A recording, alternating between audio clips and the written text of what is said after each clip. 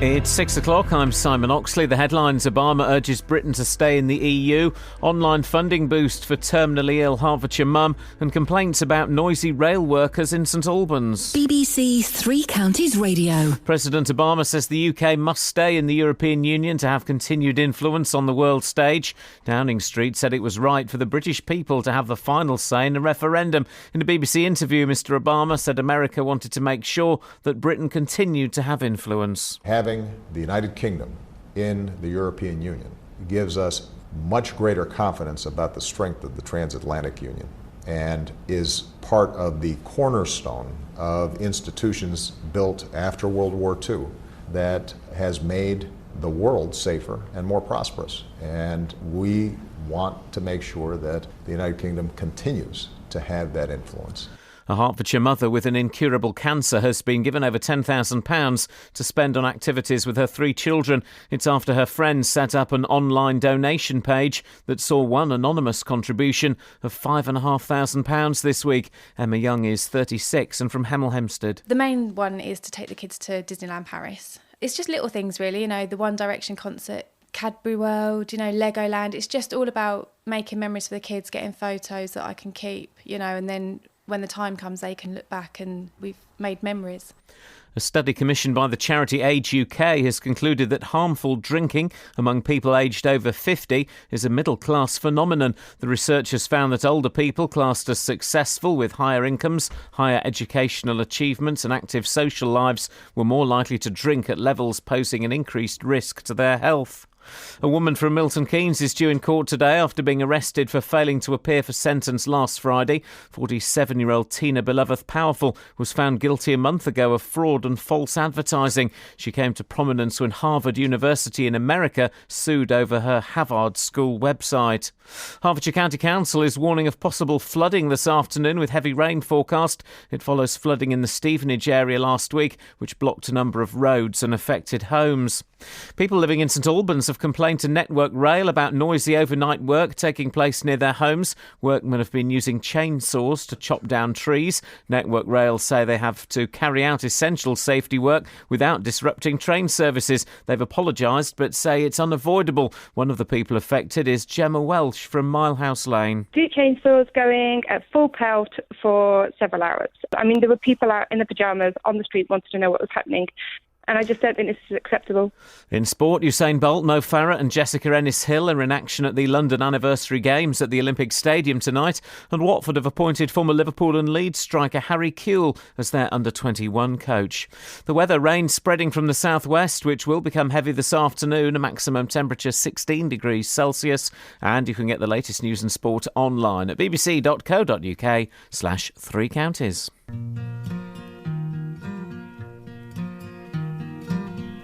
Won't you let me walk you home from school?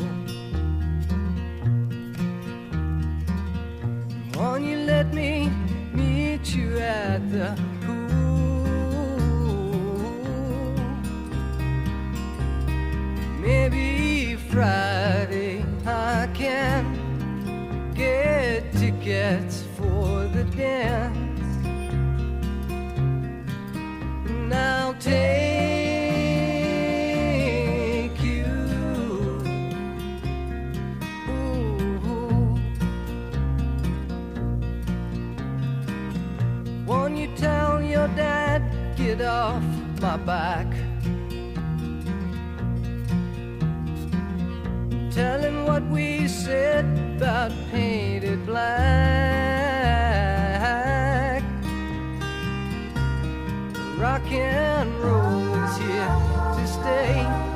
Come inside, well, it's okay. And I'll shake you. Ooh.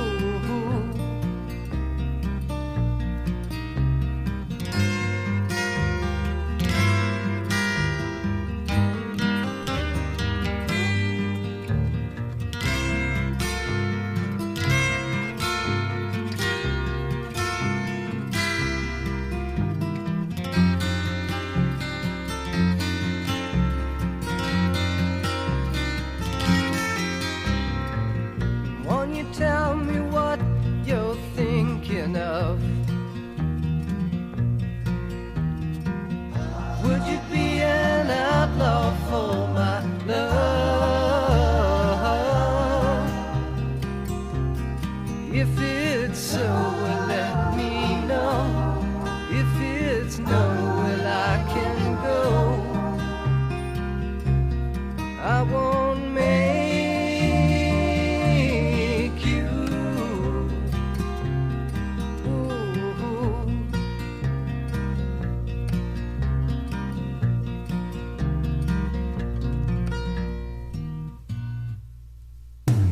Call 03459 455 555. BBC Three Counties Radio.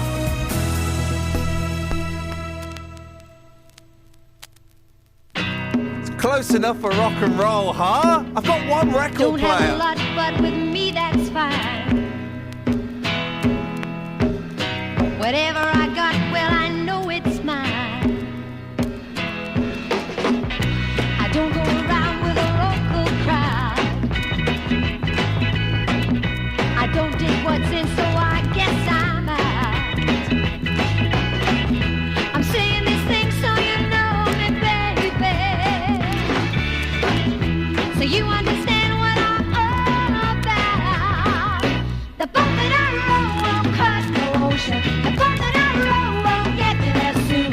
But I got the love if you got the notion. The boat that I row, pick it up for two. Me and you. There ain't a man alive can tell me what to say. I choose my own side and I like it that way. What are you beefing on about? I don't worry about all the things I'm not. Are you real? There's only one thing I want, I ain't got. A guzzler. You know that I'm thinking about you, baby. Just shut it, pal. But you better know before you come along. The boat that I row won't cross the ocean. The boat that I row won't get me there soon. But I got the love if you got the notion. The boat that I row, pick it up for two. Me and you.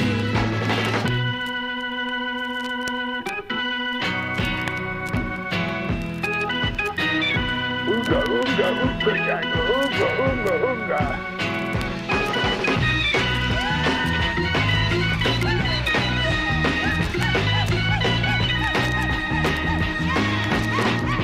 I'm saying these things so you know me, baby.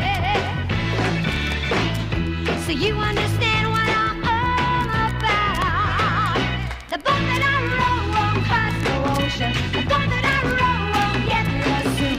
But I got the love if you got the notion. The boat that I row, pick it up for two. Me and you.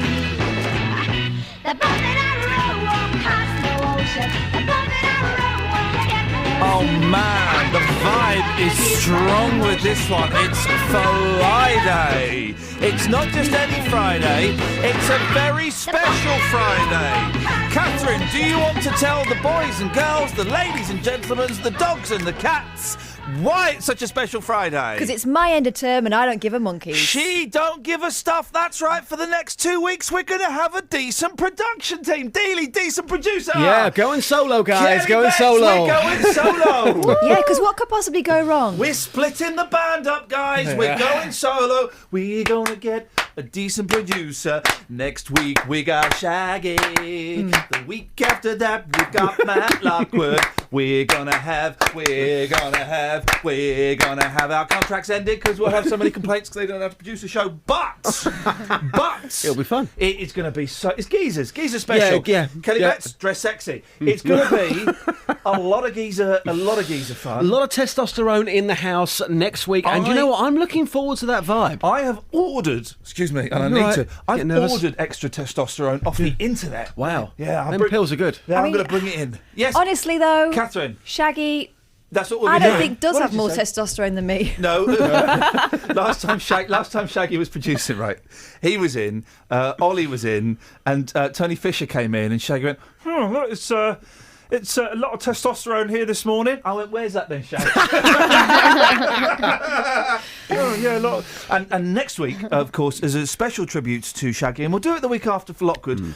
we're going to have an impersonator Shaggy. Yes. And then an impersonator Lockers competition. And people can phone in an impersonator Shaggy all next week. More of that right. next week, Catherine. Wow. Are you going away? Of course you're not, because burglars would break into your house if you announce it on the radio. If you were going away, where would you go, my love? If I was going away, I'd go away somewhere and not tell you. That is absolutely marvellous, my darling. The thing is, when you come back, do you know what happens when you come back? Do you know what happens? If I come back. I'm off for 2 weeks. Staying at home. I'm not going away, burglars, so forget those fancy ideas of stealing my PlayStation 4 and my Xbox 360. Stop listing your valuables. I don't actually own those. I've just got pictures of them, which I downloaded free from the internet. So, you know, guys, help yourselves. We should probably start the show, Dealey. Yeah, I think so. Very strong. Oh, by the way, you missed this last time. We've got Pete Heat coming in, the magician, the lanky magician. He's going to literally blow your freaking little I've already mind. said to him, listen, mate, you reckon you're some sort of magician? He's on Twitter this morning saying, I've got a new baby, I'm going to be very tired. I said, well, if you're such a great magician, why don't you trick us? You could actually play the trick that you were here whilst you were laying in bed. You're forgetting something, though, Joss. Already he's failing. It's a magic baby. It's not like any ordinary baby. His baby's got special powers. His baby Seriously? could probably, I don't know, levitate. Yeah. I did just tweet him, where did you pull that out from? I know, I was tempted to tweet that exact same thing, but held it back. Well, I did it. Because the thing about me, Catherine, there are rules, apparently. I don't know. I haven't got a rule book. I ripped it up years ago. Fair play. Fair play to that. Great guy. Top geezer. This story we'll do it after 15:15. We haven't got anything after 15:15, have we? Yeah. Have we? How come in my running order it says it hasn't got anything? Oh, no, we haven't then. There we go. Sorry, my mind's elsewhere. No, it's fine. Your mind's been blown already. It's a story about Emma Young, and it's such a good story. I don't want to kind of have to rush it, so we'll do it after 15:15. If that's all right, John. That's the story that you've taken. Can we? He keeps saying my name's on the door. It's a metaphor. He's implying I'm running a pub. Oh, speaking of which, can we actually get my name above the door? No, Would that be much. possible? It's too much. It would be That's really... a little bit arrogant. Well, you know me. Well, I wouldn't say you're that arrogant. I could print off your name and just stick it in blue tack above the door. No, that's not good enough. You wouldn't have that at a pub. It's got to be metal. You speak and about engraved. You speak about pubs, of course. Who's the most famous person that's ever worked in a pub? Liz McDonald. After Liz McDonald. Peggy Mitchell. Close. Oh. Ange. No, all right. Who's the sixth most famous person to have worked in a pub? Very specific. I know. Yep. Cat Slater. If only somebody would write a reggae song about her. Cat Slater style. She's a member of EastEnders. Reggae music. Cat Slater. Rastafari. Iain. Cat Slater. Cat Slater, the reggae music, she's a Cat Slater. Cat Slater, she's a pretty lady, she's a Cat Slater. The little girl grow up or go to school, she play football, she play netball. The reggae music, she working with students, she talk about Lisa Fowler Styley. It introduce you in a Cat Slater, she like other men will take her out. Gosh. Now, she likes other men who take her out. Yeah, I didn't know about the netball hobby. Yeah, and football as well. Now, that's a young gentleman called Carl Matthews who writes songs exclusively, I think, about the cast of EastEnders in a reggae style. Yeah. EastEnders local and vocal. It's filmed in Hertfordshire. When's this guy coming on? My favourite one, though, is the song about Gary Hobbs. Yeah. Now, is Gary Hobbs the actor? No. He's the character? Yes. Hapless Gary Hobbs, the mechanic. Okay. Well, this is Gary Hobbs, the song about Gary Hobbs. See if you recognise the tune. Same as the last one. Mine say Gary Hobbs style. Reggae music, EastEnders. Give me that style. Hear me say. I Gary Hobbs in the EastEnders. He's getting married with Slater in a little mold style. Pappy, EastEnders. Gary Hobbs working in the field, make sure fix up the car. A brand new garage, I fix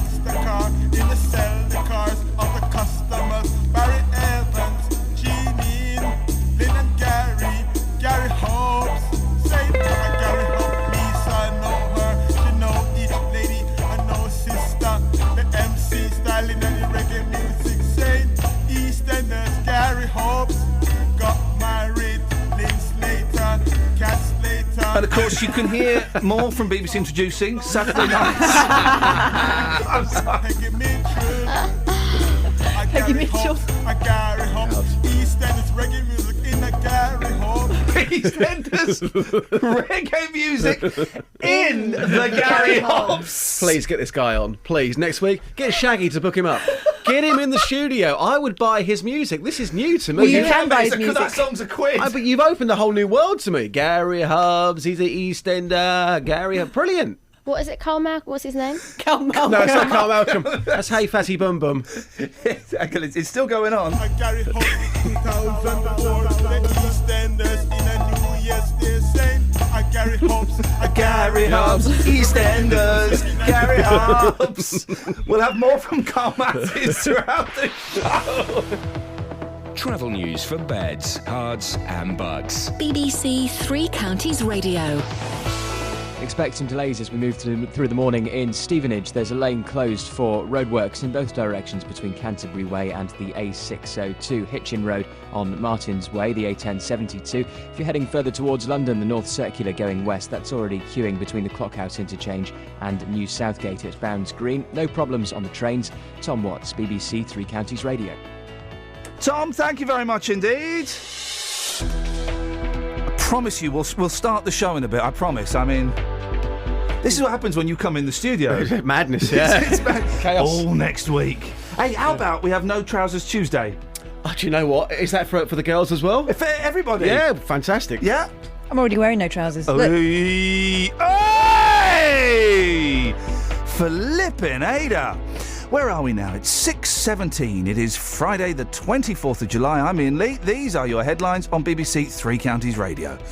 An anonymous donor has given over £5,000 to an online fund set up to help a Hertfordshire mother with an incurable cancer. President Obama says the UK must stay in the European Union to have continued influence on the world stage.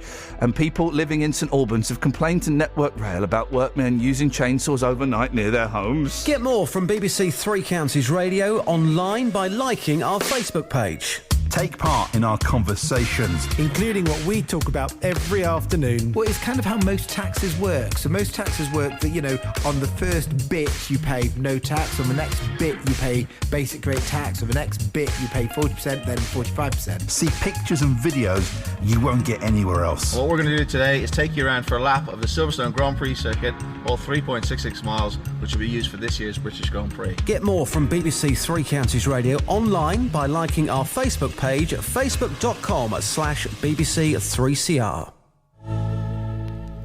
That's the end of one song. This is the beginning of another. All the songs are on records, Justin. Yeah, I know. Last week I was playing off vinyl myself. I have to say, a bit weird. It's a bit weird playing off vinyl because you're looking, thinking, how long's left? Doesn't tell you how long's it's left. Old school, mate. Old school skills. I know. I enjoyed it. When we go back to the caveman days, we'll all be playing off vinyl. Something. Oh, I can't keep it in. I can't keep it in. I've got to let it out. I've got to show the world's got to see all the love that's in me. I said, why walk alone? Why worry when it's warm over here? You've got so much to say what you mean what you think and think anything. Oh, why must you waste your life away? You've got to live for today, then let it go. Lover, I want to spend this time with you. There's nothing I wouldn't do if you let me know. Oh, and I can't keep it in. I can't hide it and I can't lock it away. I'm up for your love. Love heats my blood. Blood spins my head and my head falls in love.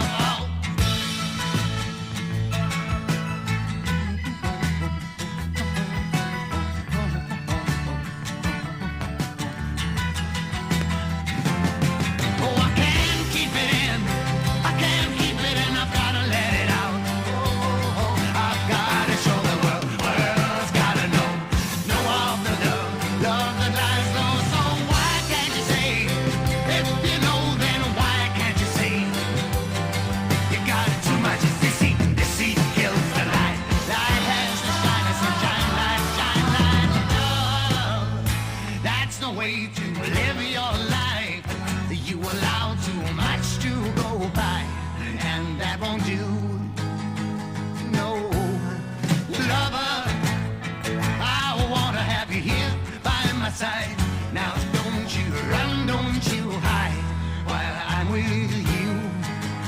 Oh, and I can't keep it in, I can't keep it in, I've gotta let it out. I've gotta show the world's gotta see all the love that's in me. I said, why walk alone? Now why worry when it's warm over here? You've got so much to say what you mean what you think anything. Why not? Now why not?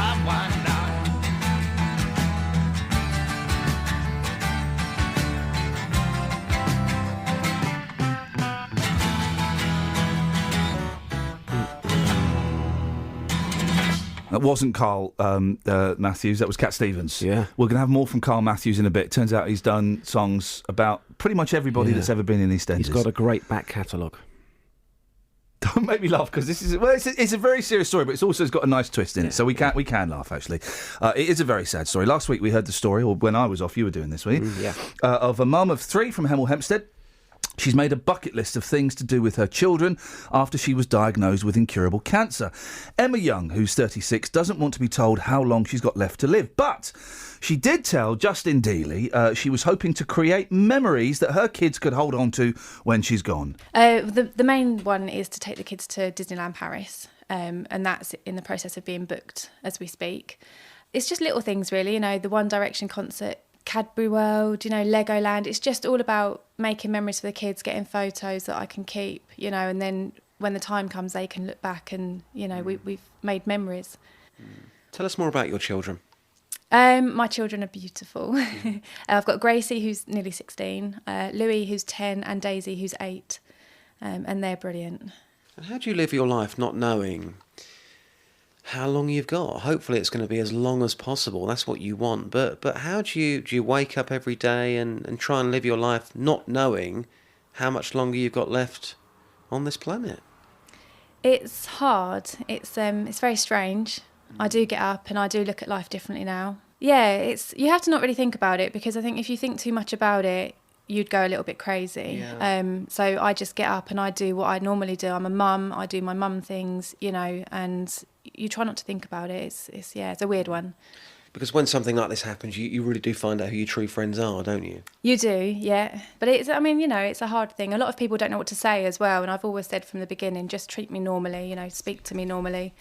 Because I'm still me. Oh, it's such a sad story. I mean, an amazing outlook from her. But me and Justin are both just talking. We've experience with people who've had or have got cancer, and it's so random. It's so random. She sounds delightful, and she sounds like she's got her head screwed on. Yeah, I mean, she doesn't want to know how long she's got left to live. And she said to me when I got round there that, I might get emotional. Please, bear with me. I'm sorry if I do. I said, sorry if you get emotional. Don't be sorry, don't be ridiculous. But she also said, because she looks so healthy, I mean, if you saw Emma at the moment walking down the street, you wouldn't think there was anything wrong with her. And she says, I do feel like a bit of a fraud at the moment, that there's all these people giving me money. Isn't that interesting? And I just said, well, that's a really interesting take on it.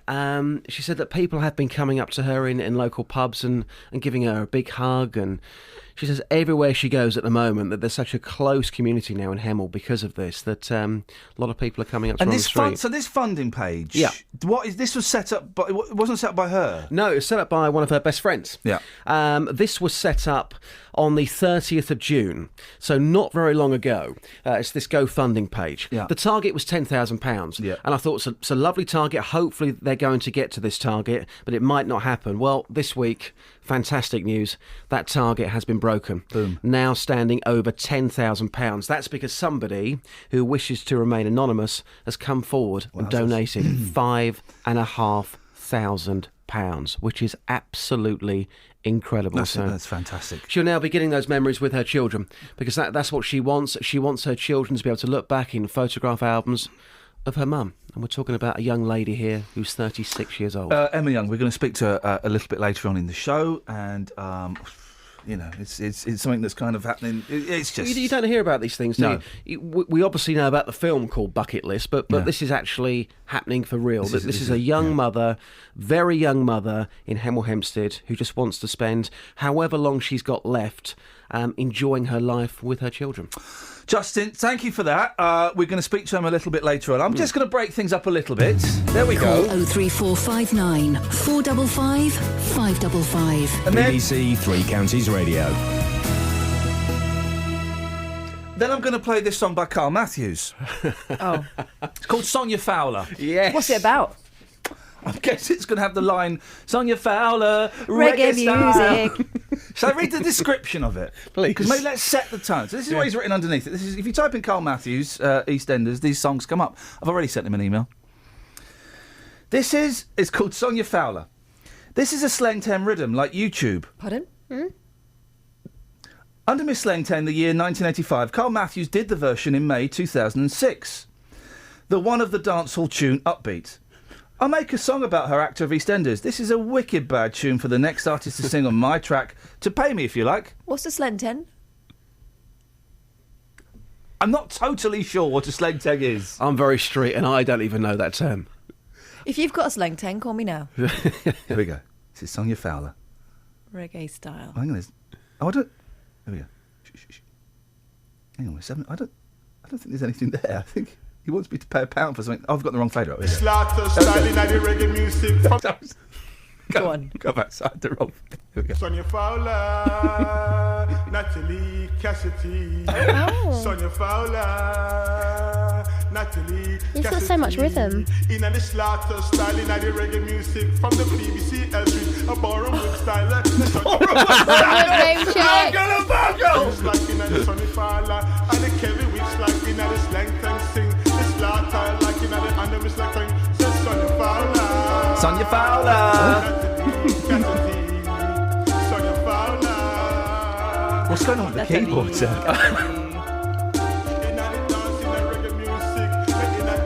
Right, hang on. Does he play everything himself, or has he got a band?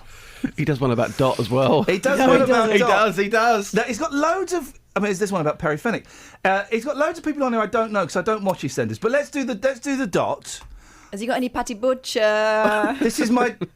Shall I read the introduction, or are you guys not going to listen? I'll listen. Read it. This is my dance gospel new hymns with her name is Jew Brown on Ward Christian Soldiers. On Ward Christian Soldiers.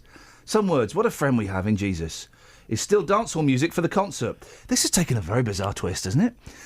This one's simply entitled June Brown. That's her actual name, though. Correct. Not her character name. Could be confusing. As Dot Brennan, she's a nice lady. Dot Brennan, June Brown. She born 1927, February 16, after Valentine's Day. Be a number one of EastEnders, Wendy Richards. Hang on a minute, I have to... What? Hang on a second. Can I just go back to the date of birth thing? Hang on. 27 February 16, after Valentine's Day. Oh, after Valentine's Day. Apologies, after. EastEnders, Wendy Richards, Pauline Fowler, EastEnders, reggae music. EastEnders, reggae music. BBC Three Counties Radio, home of the hits. Travel news for beds, cards, and bugs. BBC Three Counties Radio. No incidents to report on the M1 or the A1M so far this morning. If you're heading towards London on the North Circular at Bounds Green, it's queuing going west between the Clockhouse interchange and New Southgate. In Bedford, expect some delays later this morning on Paula Radcliffe Way, the A6 at Cutthroat Lane and Clapham Road through the roadworks. No problems on the trains. Tom Watts, BBC Three Counties Radio. Across beds, hearts, and bugs. This is BBC Three Counties Radio.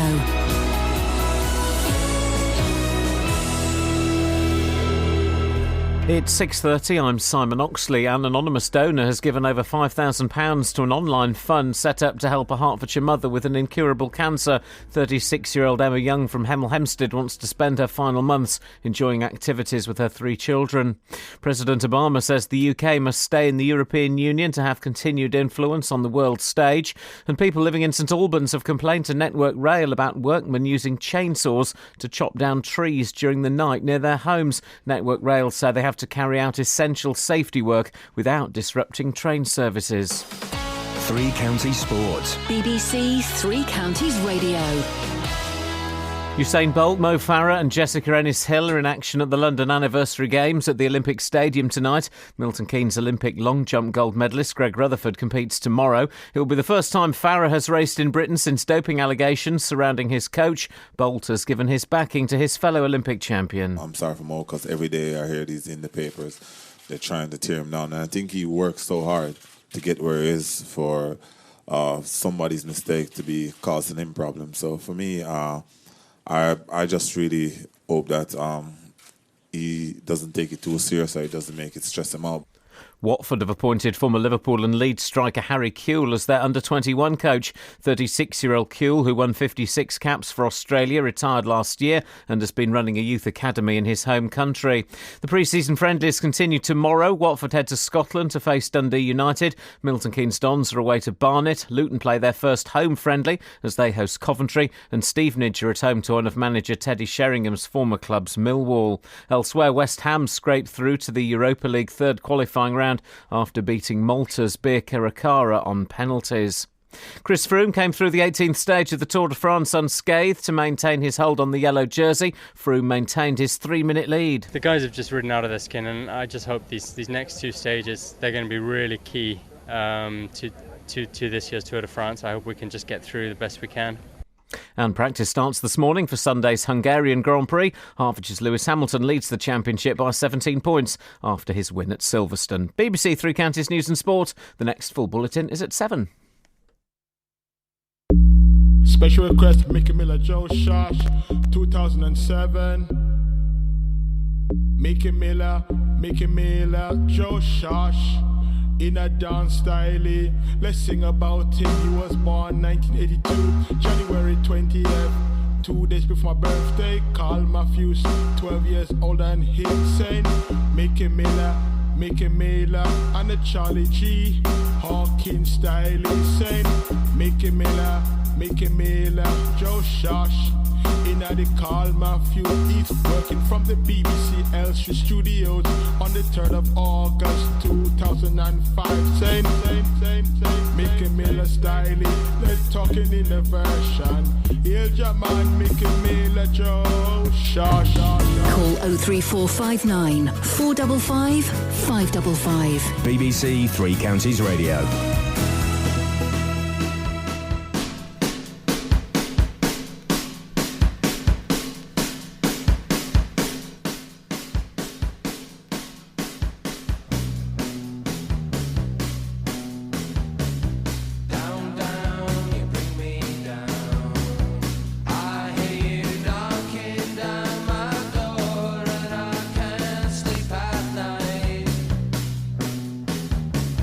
Your face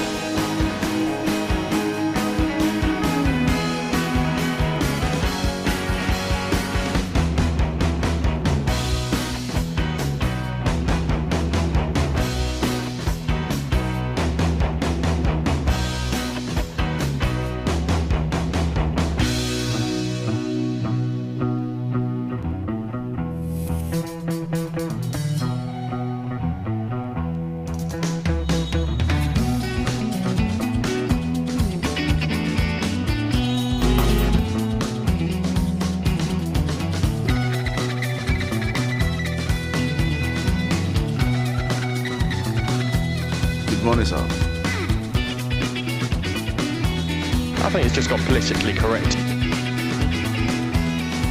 Shut up and listen. A biddly biddly bong.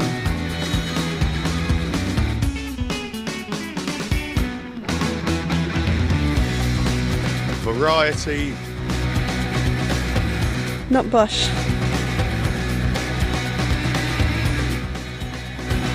The reason a cat claws your lap because it's fighting to sit on a snake.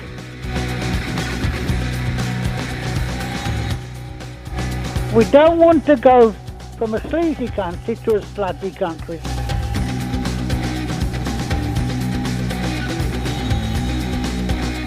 Am I allowed to say sex?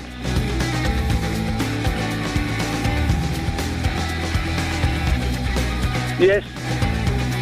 A guzzler.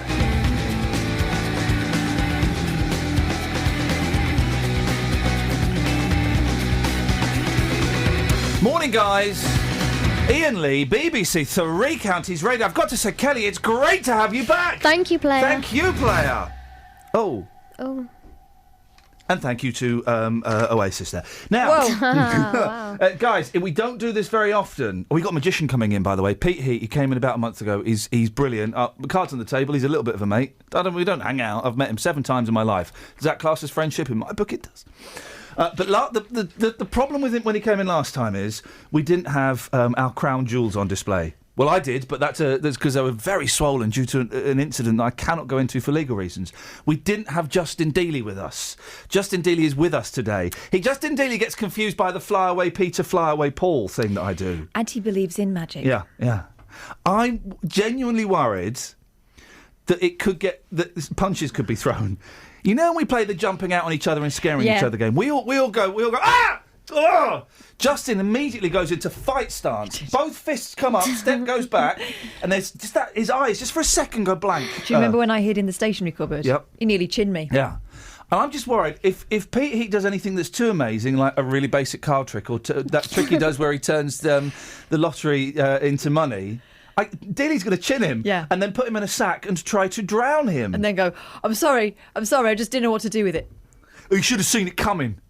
Anyway, we're going to play, we've got one quick round of this. Oh, good. One quick round of this. Seagull's gash. What? Seagull's gash. Kelly. Is that all one word, seagulls? Seagulls is one word. Good. I'm being slightly disingenuous. I'll read the full thing. Seagull's gash 2. Kelly, what do you think a seagull's gash might be? I'm going to pass on that one. Catherine, you can give us an answer that won't get us taken off the air, bearing in mind that the local MPs are listening and they're not happy with us. But then again, it's my last day, so I don't care. I could start early. I think it's about seagulls swooping and going for people's ice creams, right? Missing. And you know how seagulls don't trim their nails? Like slipping on the ice cream and taking the face off. Yeah, she's right. It's a really serious story, Kelly. So your smutty giggling earlier on was actually quite misplaced. Mm. Maybe you'd like to apologise to the woman and her little boy. And the seagull. No, not the seagulls. Seagulls are the enemy. Seagulls gash 2. Seagulls gashed a woman's head and nearly ripped off a little boy's finger. Now, that's like me coming in and saying, oh, man, do you know what happened to me last night? I nearly died. Well, I didn't die. I'm still alive. And by nearly died, I mean I bumped my head. Oh, Kath, last night I nearly died. Did you? No, well, no. Oh. Nearly died would be like, going in a coma or something. Bumped my head. Did you, though? I did not last night. Well, maybe I did. Sue Atkins, what's it to you? None of your business. We've been so nosy about my life and health and wealth. Sue Atkinson, 66, was dive-bombed and pecked in Cornwall. She said, I'm from Cornwall. It was like a scene from The Birds. I was oozing blood. Oozing blood? Oozing, no. I was oozing blood. James Bryce, 4, was badly cut by a gull's beak. Oh, it's gone from him nearly having a finger ripped off to being badly cut. Come on, 4-year-olds, man up. As it swooped to try to grab his sausage roll 15 miles away. Oh, I do like a sausage roll. Dad Alex said, he's no petrified of them. 2 dogs and a tortoise have been killed by the scavenging birds in recent weeks. Now, do you know what this is? Right, and I've noticed this a lot. Do you know what's happening? Yeah. So, in the past year, the mainstream media has encouraged us to start hating lazy firefighters always going on strike because they want better paying conditions and they want the pensions they were promised when they signed up. We're being programmed to hate doctors because they don't want to open their GP surgeries on a Sunday at 5 o'clock. Now, next on the list, completing the holy trilogy, Trinity G, seagulls. I've got a theory on this one too. Go on, mate. Give us. What was the hate figure, the animal world hate figure of last summer? Oh, it was. No, I'll tell you exactly what it was. It was Osama bin Spider. Yes. Osama bin Spider. The spiders have been done. They're sorted. They're out of here. Everyone squashed them, put them in jars, killed them, and been terrified of them. Yeah. Now it's on to the seagulls, because you know what's happening here? Silly season has begun. Yeah, okay. They are massive, though. What spiders? No, seagulls. Seagulls, they are big. I saw one the other day and I thought, that's like a horse. That was a horse, mate. I saw a really big bird when I was in Birmingham the other day. They eat a lot up there. Ha ha ha ha! No, but flying bird was massive. Honestly, it was the size of Littleham, your youngest. And I tried to take a picture of it. I did take a picture of it, but it wasn't standing next to a 50p piece or anything. So there was no comparison. So it just looked like a bird. And I thought, well, how do I make this bird look big? So I tried to enlarge the picture. Then that's cheating. But it's cheating. These birds are so deceptive. Yes, I say, let's shoot them. What, the seagulls? The firemen. Oh, no. No, the seagulls, the seagulls. We need the firemen. Speaking of pies. Oh. Jake Gyllenhaal. Yeah. It's a soft G. It's like you don't pronounce the Moog synthesizer Moog. You pronounce it Kelly, you pronounce it Kelly, you pronounce it Kelly. Moog. Moog. Right. Jake Gyllenhaal, Yes. soft G. Does that mean his sister's called Maggie? No, she's called Maggie. Well, she needs She's to be called consistent. Maggie. She's called Maggie Gyllenhaal. She needs to be consistent She with the is. G's. They've got the same surname, Gyllenhaal. Yeah, but they need to make a decision on the G's. Do it or don't do it. Do you want G's with that or not? No, I'm full. Hold the G's. One of my favourite Harry Enfield sketches. He's very hit and miss now, but he did one a few years ago. It's brilliant. You know the Beatles, We're Bigger Than Jesus? Yeah. They did a sketch about the Beatles still being 1964 mop tops, but now in the 21st century. Yeah. And the one playing Lennon goes, well, we're bigger than cheeses. And then there's a big furore because the Beatles have claimed they're bigger than cheeses. Gosh. No? That's a funny Anyway. joke. Jake Gyllenhaal has revealed he's a secret fan of Baker's Dregs. Oh. Greggs. The US actor... What time does it open? What, Gyllenhaal's? Mm-hmm. The US actor... Is anyone listening to us today? I'm not. Me neither. The US actor visits a branch every time he's in Britain and is hooked on the £1.99 baguettes. Well, he's not tried the sausage roll. He's not... He's not 34. How is Gyllenhaal younger than me? Said, hey, Greg's baguettes. Why is this in the paper, though? Well, not only is it in the paper, there's a whole story about him eating Greg's baguettes. And then it says, the Sun says, turn to page 10. So they've even put an opinion piece in it. You too can have a body like Jake Gyllenhaal's because Can the they? ripped movie... Yeah, they're giving it away with tokens. The ripped movie star has now revealed his diet secret. I eat Greg's baguettes, he says. Which is great news for those of us already committed to the same regime. I think I'd look a bit funny with Jake Gyllenhaal's body on. Whoa, you'd love it though, hey? Travel news for beds, cards, and bugs. BBC Three Counties Radio. In Dunstable, for a police investigation, Paws Avenue is closed between Wheatfield Road and Boscombe Road, so there's no access onto the Woodside Industrial Estate, probably for most of the morning. On the M25, it looks heavy between junctions 16 for the M40 and 15 for the M4. It looks like there's been an accident on the Hold Shoulder about halfway along. People slowing down to look at that. On the M25 anti-clockwise, it's building up between junction 20 for Kings Langley and 19 for Watford.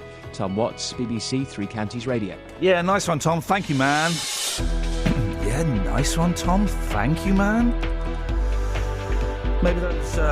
Maybe Wendy Rowe is right. It's time to hang it all up.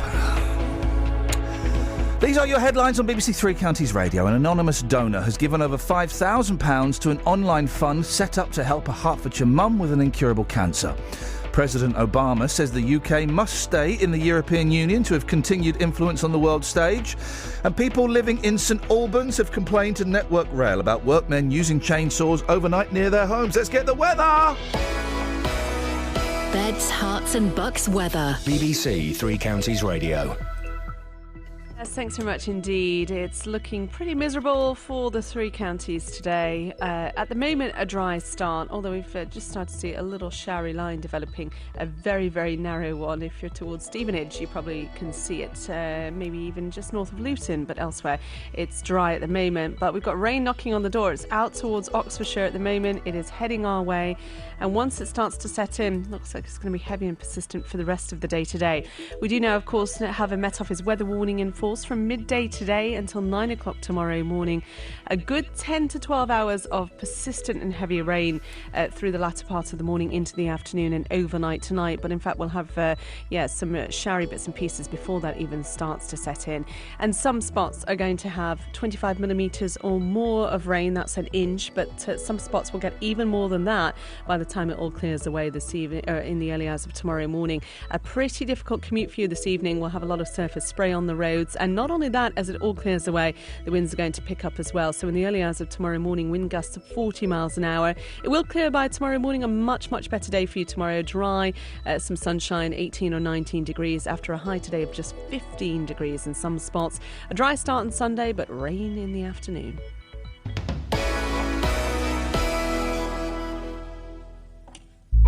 Special guest a peripheric style of EastEnders, Billy Mitchell, Steve McFadden as Phil Mitchell, a member of Family Style, Joshua Pascu as Ben Mitchell, Kathy Murphy as Julie Perkins style. What's going on, say?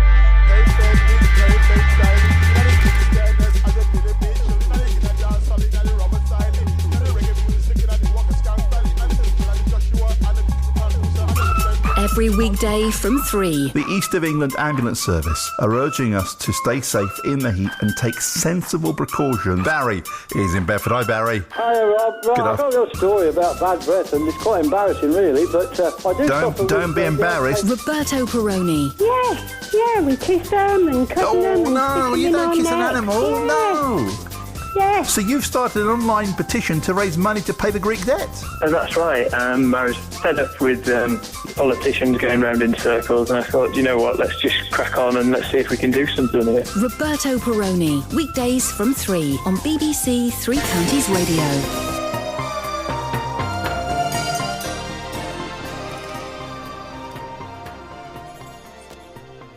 I've really got to work on my eyesight. I was convinced I had the song... I'm being all flash there, and I'm convinced I had the song queued up. Yeah, I thought you were being bold there. I've been very bold there, never mind. Shh.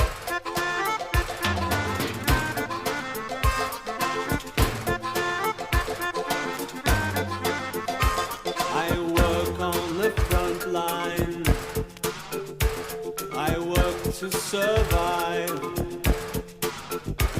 And I sleep in a fever. So this is my life. I cry in my sleep. Cry boy. Just makes me weep when I try how I try. I know what it means to work hard on machines. It's a labor of love, so please don't ask me why. I'm looking for reasons. Day in, day out. Trying too hard. He's trying too hard. Moving in circles. Too hard. Don't get very far. Should I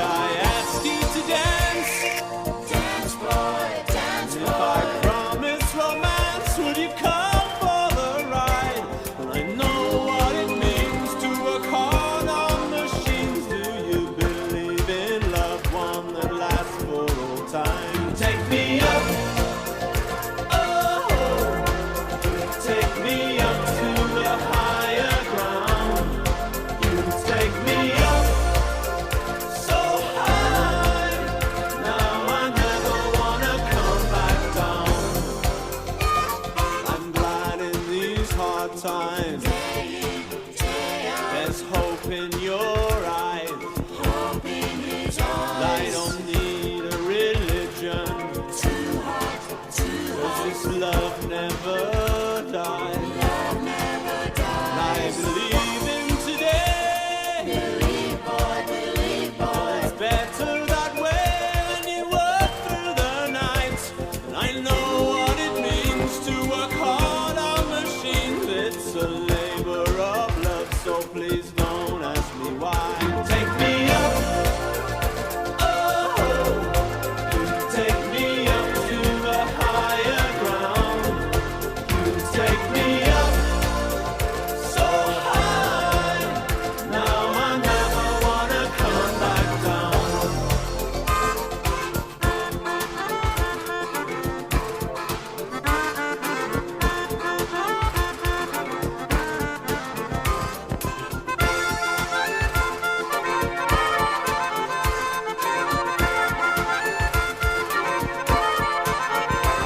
I cry in my sleep.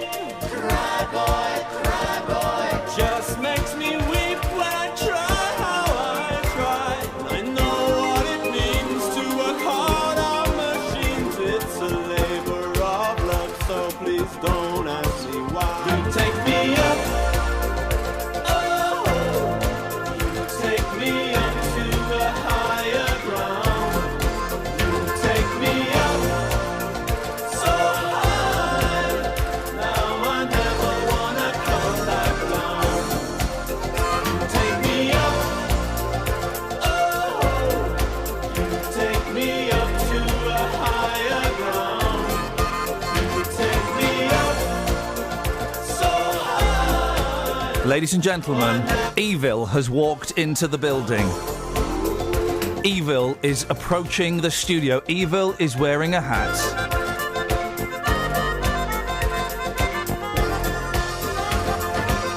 It's the world's most evil magician. It's Mr. Pete Heat. Morning, Pete. Good morning. Nice hello. to see you. Nice to see you. But have you had a baby? I might have. Yeah. Doesn't look it, does he? Very slim. Yeah, I know. Well, if you have, congratulations. Why can't you take the hat? Now, the only reason men wear hats is because they're going bald. I'm not. Check And you it out. Check it out. You mane. can't go bald. No, look at that. I've got a virile mane. Is that a thing that people say? Now, how quickly could you pull one off for me? Excuse me. Could you knock one out now? A magic trick? Yes. Do you need to prepare? Give me 2 seconds. I tell you why. Because Justin Dealey wasn't here last time. Yeah. Justin Dealey is our roving reporter. Yeah. He is here this time. And you've seen the nonsense. I mean, apologies in advance. He's been harassing you on Twitter. It's been quite threatening, the tone he's taken. He thinks you people coming over here with your magic tricks are demons. He's right. Yeah. I wish I could defend myself. We're slightly concerned about the reaction he might elicit when you blow his mind, because he's I would say a violent man, but he has got a trigger arm. He's not a violent man, he's a stupid man. And that can lead to violence. I jumped out on him once and he nearly chinned me. No, he's not. He's a top bloke, and you are genuinely going to blow his mind. In that case, we'll get you to do something after 7 with him. Don't do anything with him before that. Okay. If he corners you, all right, Pete. In fact, it's Justin out there. Let's get Justin in, because I want him to meet Pete. He's mooching. He's mooching. Here he comes. But don't. He'll try and get you to do something in front of him. Don't. Okay. Because look. Deals, come in, sit down by the blue light, mate. No. No, don't worry. You can come and share with. Come in the studio. What's wrong? Come and sit here. Come and sit here. What's wrong? Justin, come here. Just no. It's okay. I'm just psyching myself up for this. Why won't you? Justin is sat outside the studio. Why won't you come in? Because I don't think there should be that close proximity between now and the trick. What does that even mean in English? There shouldn't be No, that close hang on a minute. proximity Hang on. between now. No, listen, I want as little to do with Pete. Pete, morning, by the way. Good morning. Great swag. This is very tense already. I don't want to be too close to Pete between now and the trick, because I don't want him to get into my mind. But he was going to do one on you now. Well, no, he needs a second. I was told 10 to 8. That's what my agent told me. 10 to 8. I like that they say the trick, as though he can only do one trick. Okay. This guy can. How long's the trick going to take now? Is it going to be a simple one? No, but he needs a little bit of time to kind of just feel the energy of the room, the studio. This is exactly what I'm saying out of the room. Yeah. I'm taking this seriously, guys. Can I just ask one thing, right? Yeah. Pete, Justin, just look each other in the eyes. No, for I'm a not second. doing that. No, because he would then gain an advantage over me for later on. Gosh. I'm being deadly serious. We know you are. I know. Listen, you're going to be recording this, okay? Yeah. I don't want to look stupid. I do not want Pete gaining the upper hand on me. Mate, he's already... No, he hasn't, because I'm not looking at him. I'm deliberately... I drove around the corner to get some cigarettes a moment ago. And, yeah, I know. What, and, during showtime? Yeah, showtime. And I saw Pete walking down the road, and already... it started to affect me. Pete, when you meet people like this, what are you feeling? What are you picking up from Justin? I'm picking up fear, slight hostility. I don't know how to handle it. No one does. It's probably best. Listen, okay. Pete, don't look. No, don't look. After 7 o'clock, we'll get you back in at Pete Heat if you want to follow him on Twitter. He's genuinely you are my favourite magician. I'm working with John Archer. I've just discovered in a couple of months, and he's good. You're better than that guy. You're better than Archer. Well, we'll see. He fooled Penn and Teller. He probably did. Right, listen, we're going to speak to you in a little bit. Justin, go and have a cheeky growler because you're going to need as much strength as you can humanly get. All right. All right. Thank you very much indeed. 03459 455 555. Travel news for beds, cards and bugs. BBC Three Counties Radio. In Dunstable, Paws Avenue is closed because of an accident between Wheatfield Road and Boscombe Road, so there's no access onto the Woodside Industrial Estate at the moment, and probably for most of the morning while the investigation work goes on.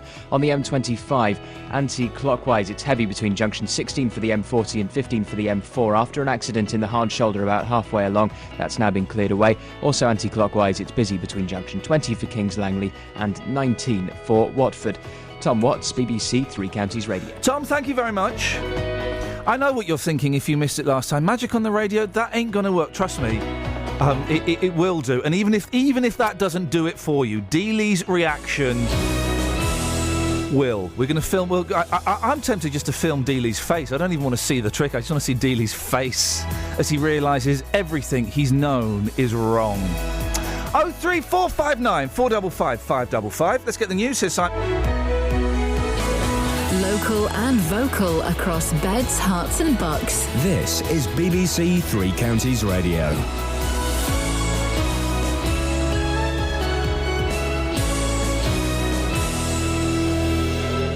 It's 7 o'clock. The headlines: over £10,000 pledged to help terminally ill Hertfordshire mum.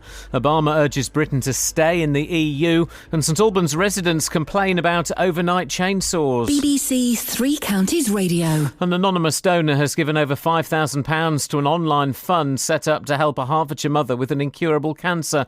36-year-old Emma Young from Hemel Hempstead wants to spend her final months enjoying activities with her 3 children. And the online fund, set up by a friend, has so far raised over £10,000. The main one is to take the kids to Disneyland Paris. It's just little things really, the One Direction concert, Cadbury World, Legoland. It's just all about making memories for the kids, getting photos that I can keep, and then when the time comes they can look back and we've made memories.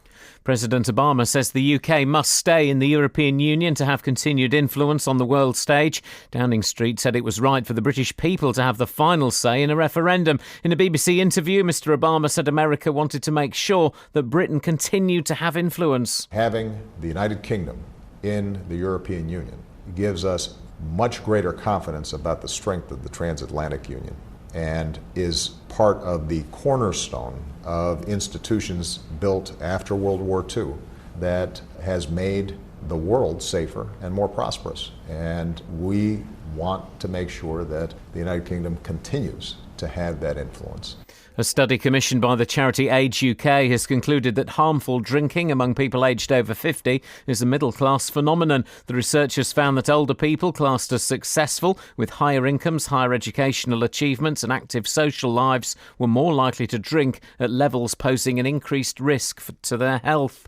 A woman from Milton Keynes is due in court today after being arrested for failing to appear for sentence last Friday. 47-year-old Tina Beloved Powerful was found guilty a month ago of fraud and false advertising. She came to prominence when Harvard University in America sued over her Harvard School website.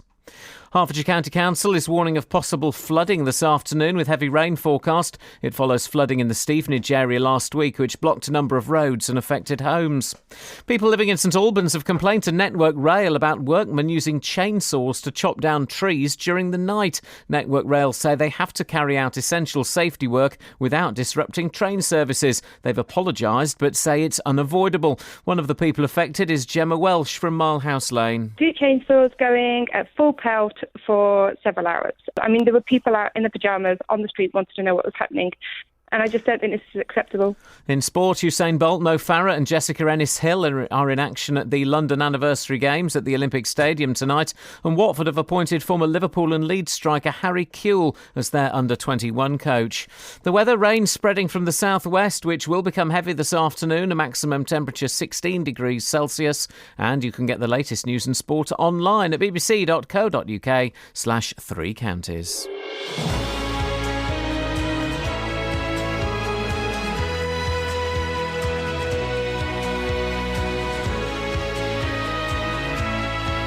Thank you, Simon.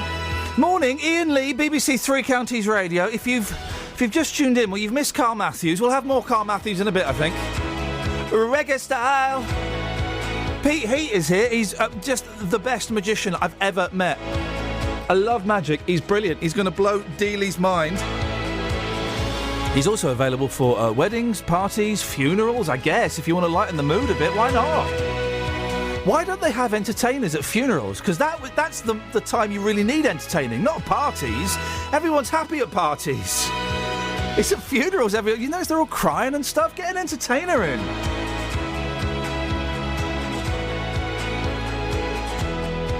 As always, happy to play rock, scissors and paper on the air if that's what you want. You know, it's Kath's last day. She's leaving us. So, you know, we're just kind of messing around, really. Across beds, hearts and bucks. This is BBC Three Counties Radio. 03459 455 555. Now, I was off last week, so I missed this story, but I've been speaking to Justin about it, and, well, gosh, you know, isn't it worth covering? It's the story of Emma Young. She's from Hemel. She's 36, she's got 3 kids and no idea how much longer she's got to live after being told her cancer is incurable. What she does know is that she's going to give her children some wonderful memories to hold on to thanks to the generosity of friends and, well, just like loads of strangers and stuff. Emma joins me now. Morning, Emma. Hi, morning. Thanks very much for joining us. Now, I missed this story last week, so apologies if I ask anything that Justin covered when he spoke to you. Don't worry. And again, as I always say, if I ask anything you don't want to answer, you can tell me to jog on and I won't be offended and we'll move on. When did you find out you had cancer? I was diagnosed with primary breast cancer on the 2nd of May 2014. Okay. And then 5 days later I found out that it was secondary. And secondary means that there's not really a lot they can do about it. Is that right? That's right, yeah. It's incurable. Okay. And you don't know how long you've got to live, do you? No, I've never asked. I've always said I don't want to know. Can I ask why? Because that's a really interesting decision to have made. Why did you make that decision? Because they give you... Well, they base it on an example of a lot of other people in a similar situation to yourself. Yeah. I just thought if they tell me I've got 5 years, for example, you know, you're going to count down to that day, and then what happens if you're still alive and kicking? You know, how do you cope with that? And then what do you do? So I just figure that I don't want to know, and then I just live my life as I was before. You've got 3 kids. Can I ask how old your kids are? Yeah, one's 15, a 10 and 8. Oh, blimey, you got your hands full, haven't you? Yeah. And what boys or girls? Oldest and youngest is a girl, Yeah. and the middle is a boy. Okay, you've got a boy breaking it up in the middle. How do they know everything that's going on? Are they? I mean, they're old enough, aren't they? I would imagine that they'd be able to understand what's happening. Have you told them? The youngest one doesn't really know, to be honest. Right. It's a bit too much for her to comprehend. Yeah. Middle one knows that I've got cancer. Freaked him out for a little while, but he's all right now. Yeah. And the older one knows exactly everything that's going on. So, She sort of took it in her stride, really, but you can't really hide it from them. It's, it's too hard. Yeah, of course it is. Of course it is. And I was speaking to Justin earlier off air, and both of us have had people in our lives who've had cancer or who have got cancer, and it's such a horrible disease. You're trying to do something really special. Well, you're not trying. You are doing something very special for your kids, aren't you? Well, I am now. Yeah, thanks to the generosity of everybody, I'm able to sort of fulfil my bucket list and make memories for the kids. So what is your... Because a bucket list, this is kind of like a new phrase. It's a list of things that people want to do before they die, basically. Yeah, that's it. And what's on yours? Well, the main one of mine is to take the kids to Disneyland Paris. Oh, yeah. Oh, it's nice there. They'll love that. We went there last year. It's very nice. Yeah, it's good. Yeah, well, I actually booked it on Monday. Oh, did you book it? Yes. Oh, when are you going? The 23rd of August. Oh, fantastic. Here's my one word of advice. Anyone who goes to Disneyland Paris, right? All the characters, the cartoon characters, and you'll see Mickey Mouse and you'll see Mary Poppins, and they're all there, right? And they're brilliant. The people that are selling you coffees and sandwiches in the Disneyland Paris, they're a little bit cold, I think, is the thing. So go there, because I wasted a morning being really grumpy that they were being grumpy. Go there knowing that, and it won't get in your way. How long are you going for? 3 nights. Oh, fantastic. Oh, you're going to love that. That's brilliant. Is there anything else on the list? There's a few things, really, yeah. I wanted to have dinner at the Shard. Yeah. I want to take the kids to Legoland, to Cadbury World. Yeah.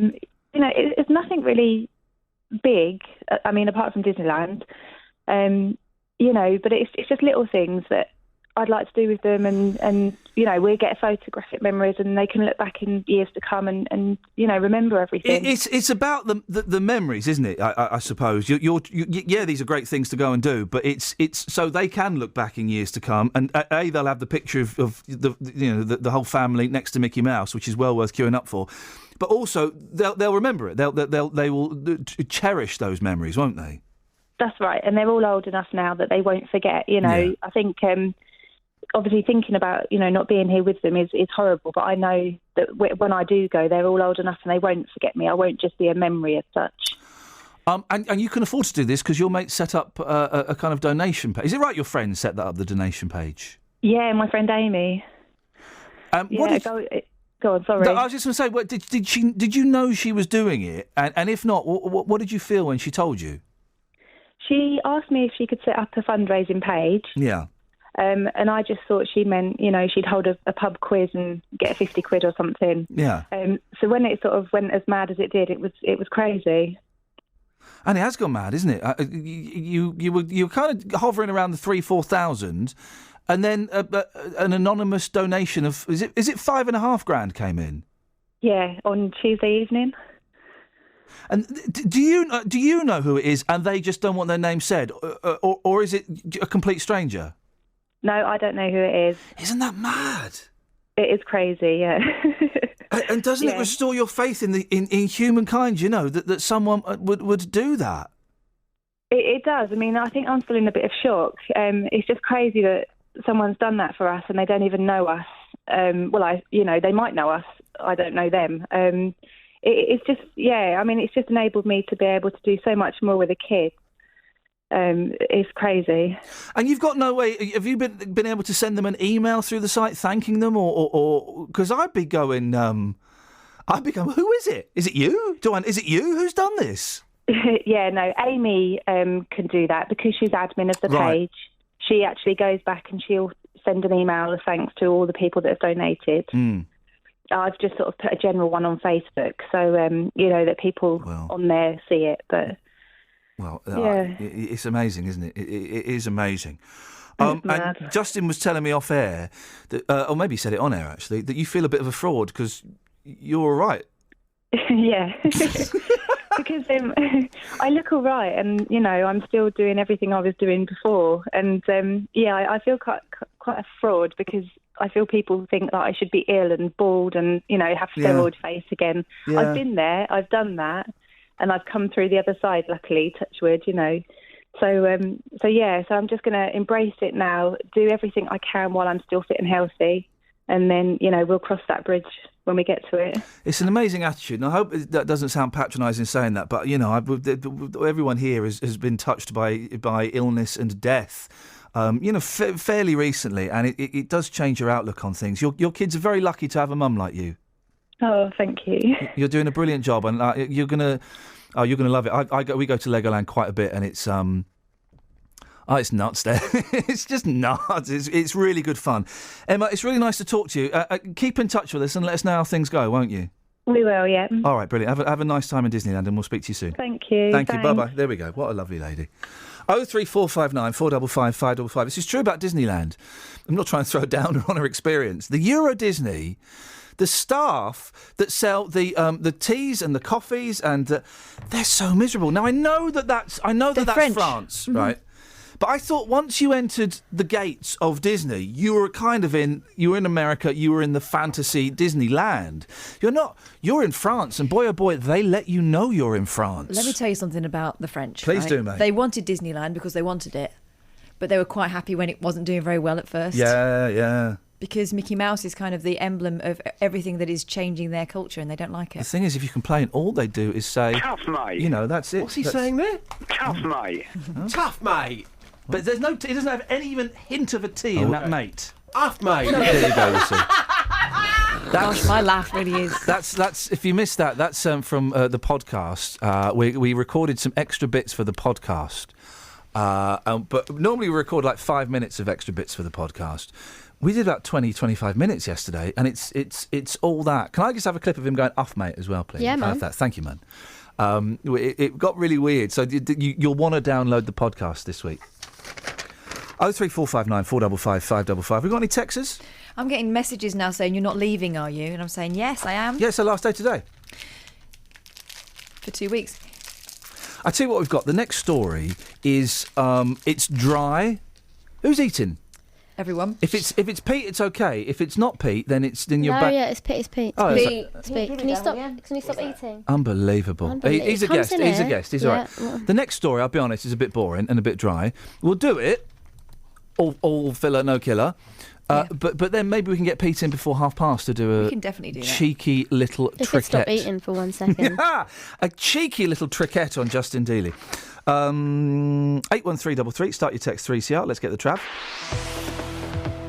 Travel news for beds, cards, and bugs. BBC Three Counties Radio. In Dunstable, there's been a serious accident on Paws Avenue. It's closing the road between Wheatfield Road and Boscombe Road, so there's no access for vehicles to the Woodside Industrial Estate, and we expect that to stay in place probably for most of the morning. The M25 going anti-clockwise, heavy between junction 20 for Kings Langley and 19 for Watford. Also anti-clockwise, starting to get busy between junction 17 for Maple Cross and 16 for the M40. No problems I can see on the trains. Tom Watts, BBC Three Counties Radio.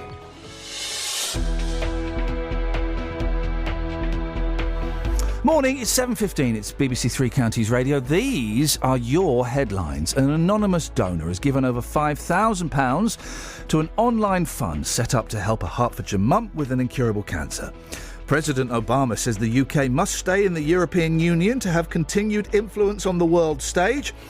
And people living in St Albans have complained to Network Rail about workmen using chainsaws overnight near their homes. Treasure Quest on BBC Three Counties Radio. I don't want this show to be censored. You've got a clean house. No. So, ladies and gentlemen, feel free to text in whatever you want to me. Hello. Sorry. Jive here. Are you all right for all this? Gosh, I thought we were going to have our first live death. Saturday mornings from 9. I'm going to help the female section of the quiz this morning. All Les will do is just not let you have part 2. In a new feature, let's find out. Ernie, how are you in your big rubbery face? It's a cross between Jacques Pat. Hang on. Treasure Quest every Saturday morning from 9 on BBC Three Counties Radio. Call 03459 455 555. BBC Three Counties Radio. Silly story, let's do it. The good news is the bad news. The bad news is there's going to be loads of roadworks on the motorways. If you drive up the M1, as I have to do every flipping week, It's all 50 miles an hour. Boring, isn't it? It's all boring. When are they going to make it back to 106 miles an hour? The good news is that the Highways Agency is going to put up some jolly signs to make your experience more enjoyable. Now, if anybody has seen these crazy, wacky signs on the M1, have they made your... What are you eating? I'm just finishing off a biscuit. Day, mate. I want to finish. I want to finish something off. Go on then. Thank you. Don't bother me. Done. The signs, jolly signs, to make our journey more... What are we going to say? If anyone's seen the signs, finish your thought, mate. Just so you can sup.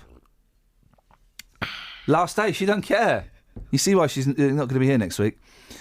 Catherine, what sort of messages will people be seeing? Well, they're going to be brightly coloured orange signs with messages including "Welcome to our work zone." Oh, for crying out loud! No one likes a tailgater. That's...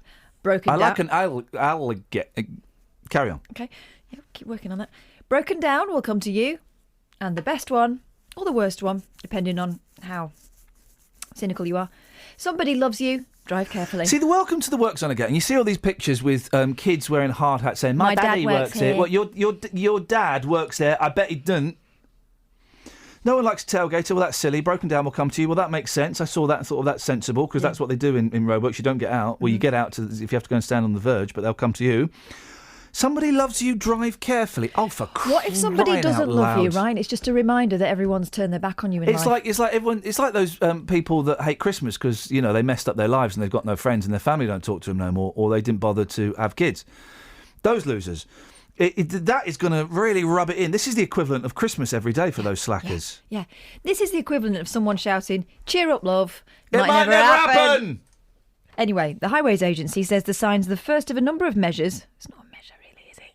That will improve our customers' experience of our roads. They also hope to work with suppliers to reduce the time taken to complete roadworks. Well, that would help more, I would suggest.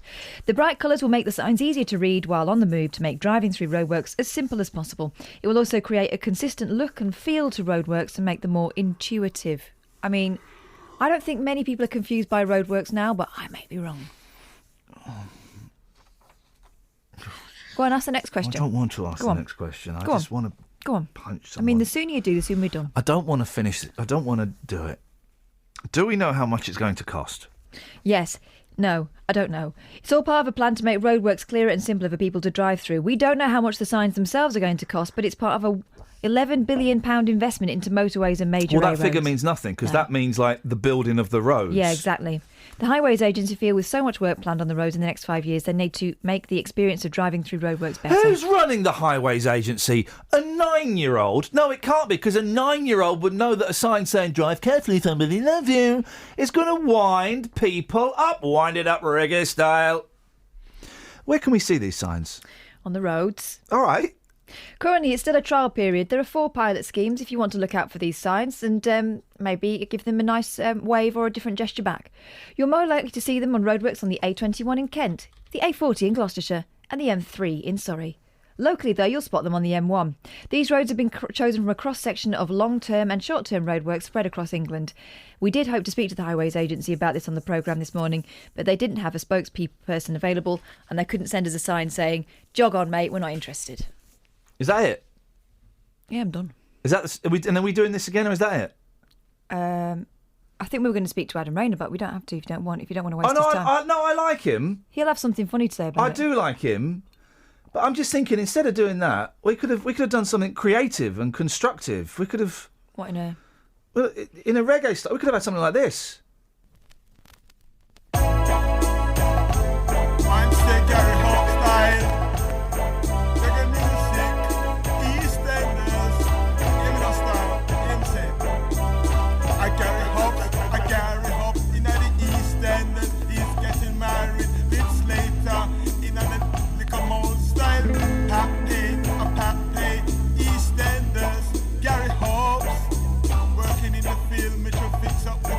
I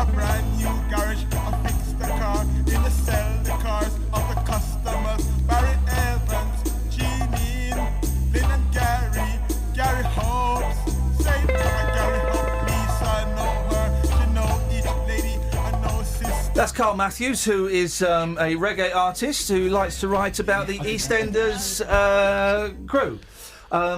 We're joined, Justin Dilley's joining me in the studio. Morning, boss. I'm loving having you in the studio. It's nice to be here. You're wearing a string vest? No, not technically true. Well, what, okay, I'm wearing a vest and a string jumper. Okay, you're wearing. Well, I suggest you take the. I suggest remove the vest. All the lads are cheering. Get the blooming beers in. You know what would happen if I took the vest off? A nipple would get stuck. Exactly. Yes, okay. And there's a lot of rubbing going on as well. Pete Heat is here. Pete is. Are we? I mean, I keep saying, are we friends? I wouldn't class us as friends. Okay, no, that's fair enough. It's good to know. I retract all those statements. I retract those. We've met 7 times. A well wisher is how I'd say it. Who's wishing whom well? Well, it's hard to know. But no, I'd say we're You're friends. a magician. We'll give out your website if people want to go and have a look. Because PeteHeat.co.uk. Okay. So that's PeteHeat. Well, okay, that was almost a rap. And you're brilliant. You're going to do it, Justin. You're going to do a trick for Justin now. Yeah. Maybe a couple throughout the morning. Yeah. What are you going to do, Justin? And Justin, I'm afraid you're going to have to No, look. I will look. I just said earlier on that obviously you've got me in here this morning. Put the cameras down, guys. Come on. You've got me in here this morning to make me look stupid. Okay. I'm going to beat Pete. It's as simple as that. No. It is a competition. This is a competition to me. I will not be beaten. That's why I'm still not looking at Pete. The first time we have pure eye contact will be for the trick, and I think I'm going to suss him out. Okay, ladies and gentlemen, Justin Dealey, I invite you to look at Pete as the trick begins. Okay, here we go. I'm just filming Pete, your lovely face. to meet you, by the way. Lovely to meet you. Literally not looking me in the eye. It's insane. Right, this is going to be hard. Okay. I'm actually going to get you involved as well, Ian. Lovely. I'm going to get. So yeah, you, Justin, you, Ian as well. Beautiful. So we got a couple of things. Got a pack of cards. Yep. Yeah, you guys can see that. Got the case that the cards came in. Yep. There's something in there. There's it's kind of a prediction inside the card case. There's something inside that box. Yeah. Okay. I'm going to put that sort of in front of you there. Just so. Is it a winning lottery ticket? It is not a winning lottery ticket. I'm just going to leave that in front of you, Justin, so you don't let me go. There's a Don't let closed me. pack of cards in front of Justin Daly that is not. Well, you can reach it, but you couldn't open it. You can see this video live, by the way. Just so you can see I'm not doing anything sneaky with it. Justin, I'm going to get you to mix the cards up. You can check they are just real cards as well. Have a quick look. I know what you guys I've are also like. got a pad of post-it notes. Ian, I want you to think of a random word. So don't say it out loud. Just think of a random word. It could be just an English word, and don't make it too long and mental. But it can be literally anything. Like don't say don't say anything. But don't think microphone or radio or magic because it'd be too obvious. Oh, okay, right. But So you got a word in your mind. Have I got a word in my mind? It's hard to think of a word. Don't say it. I've got a word in my mind. Okay, I think I know what that is. I don't want you to. I don't want you to. No, I think I know what it is. Anyone yet. Don't even show the camera. Don't show Justin. Particularly, don't show me. Just write it down, and when you've done it, you can either close the pad or you can rip the post-it note out. Whatever you want. I've been given a pen. In fact, just so you know, I'm not looking. I'm actually going to leave the room now for a second. I'm going to give you about 10-20 seconds, and I'm going to come back in a second while you write that down. Okay. He's leaving the room. He's going. No webcams or anything. Well, has he been here yesterday? What does that even No, mean? has he been here yesterday rigging up the studio? Is there a camera behind you right now? And if there was, how would you know? He's not rigged up. How do you know? I've written the word down, Pete. I've closed it. What would you like me to do? Close it or? Now where's he gone? What's he gone over there for? He's gone outside. That was so I couldn't even look through the window. It's closed. Okay. It's in there. Do you want me to take it out? You can just put it somewhere where I can't get to it, basically. Okay. I'm going to put my headphones back on. All right, so Justin, you've shuffled the pack. I have indeed, sir. They appear to be pretty well shuffled, yeah? Thank you. Okay. You're welcome. Appreciate the feedback. Okay, that's all right. Okay. Do you want me to shuffle them as well, or do you want me to leave them exactly no, you in the can order shuffle that they're You can shuffle those. Are you sure? Yeah. So, you sure? Yeah. Okay. Yeah, as long as I can watch. All right. Yeah, of course. Okay. Okay, so just so they genuinely are being just a bit mix up a bit more. Yep. Yeah. Okay. Okay, I'm happy. All right. Okay, Justin. Should we take the top card or should we shuffle them and you say stop somewhere? How do you want to do it? You're being very accommodating. Yeah, Pete. Pete is. He can feel the tension, right? Okay, you pick a card, but pick it from the middle. Pick it from the middle. Actually, I'll tell you what, if I mix them up, you just say stop as whenever you want. Okay. That's fair, okay, right? Yep. Wherever you want. So say stop somewhere. Okay, stop. Okay, you sure? Yes. Can I go further or not? No, that's okay. fine. Have a look at it, but don't say it out loud. Yeah. Okay, that's from a shuffle pack. Yeah. Everyone see what that is. Saw you shuffle that. Justin told you when to stop. Yeah. Okay. I'm going to put that back down. I'm going to put the pack down here so I can't even look at what that was. Right. Yeah. All fair so far. I'm just filming Dealey's face. Okay. Okay. So, like I say, in that card box on the table, I made a little prediction. Yeah. And there are two bits of information here. There's a card that Justin's thinking of, yeah? A card what? The card that you just showed? The one that you've just seen, the one that you said stuff on. Yeah. And there's also a word, hopefully, that Iain's thinking of. See, now, Justin, Okay. I feel a bit tingly now. Do you feel tingly? Well, yeah, there's something weird happening to my body. I feel really nervous. Okay. Yeah, I'm nervous. So it's a two-part thing, like I say. So, Justin, could you open that card case and just tip out, firstly, what it is onto the table? This is okay. It's a folded, just for everyone else, it's a folded playing card. It's from a different pack, obviously, because that's been in there the whole time. And there's one that I put in there earlier. Don't unfold it completely yet, but just peel back the corner. So if you turn it over, turn it. You see the corner sort of slightly lifted up. Peel that back, and just so you can see. In fact, before you do that, what was your card? It was 2 of hearts. Fold that corner back and have a look at what this prediction is.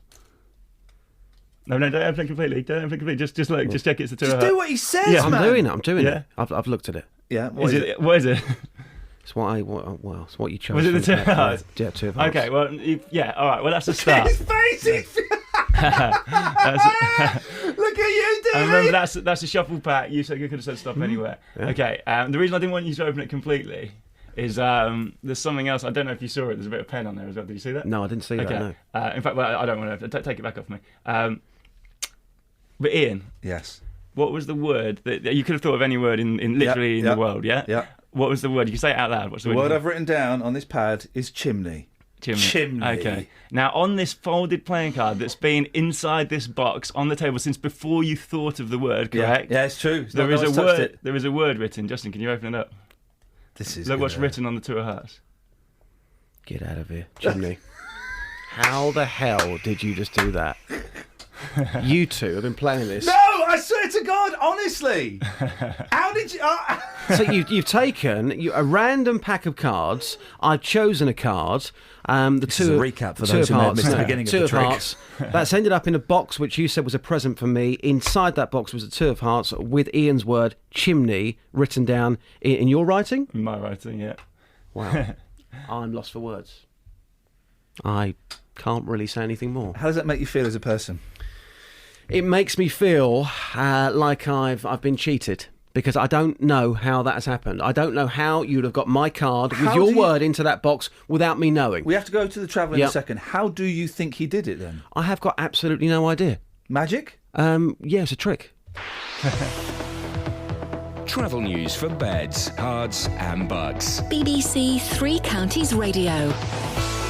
Heavy on the A1 going south between the A428 at Eton Soken and the Black Cat roundabout. In Clophill on the A6 Bedford Road coming south, that's looking heavy on the sensors going towards the A507. In Dunstable, because of a serious accident, Pawes Avenue still closed between Wheatfield Road and Boscombe Road, so you can't get onto the Woodside Industrial Estate. There's an investigation going on, so we expect that to remain shut for much of the morning. The M25 going anti-clockwise, it's heavy between junction 20 for Kings Langley and 19 for Watford, also from 17 at Maple Cross around to 16 for the M40. Tom Watts, BBC Three Counties Radio. Across beds, hearts and bugs. This is BBC Three Counties Radio.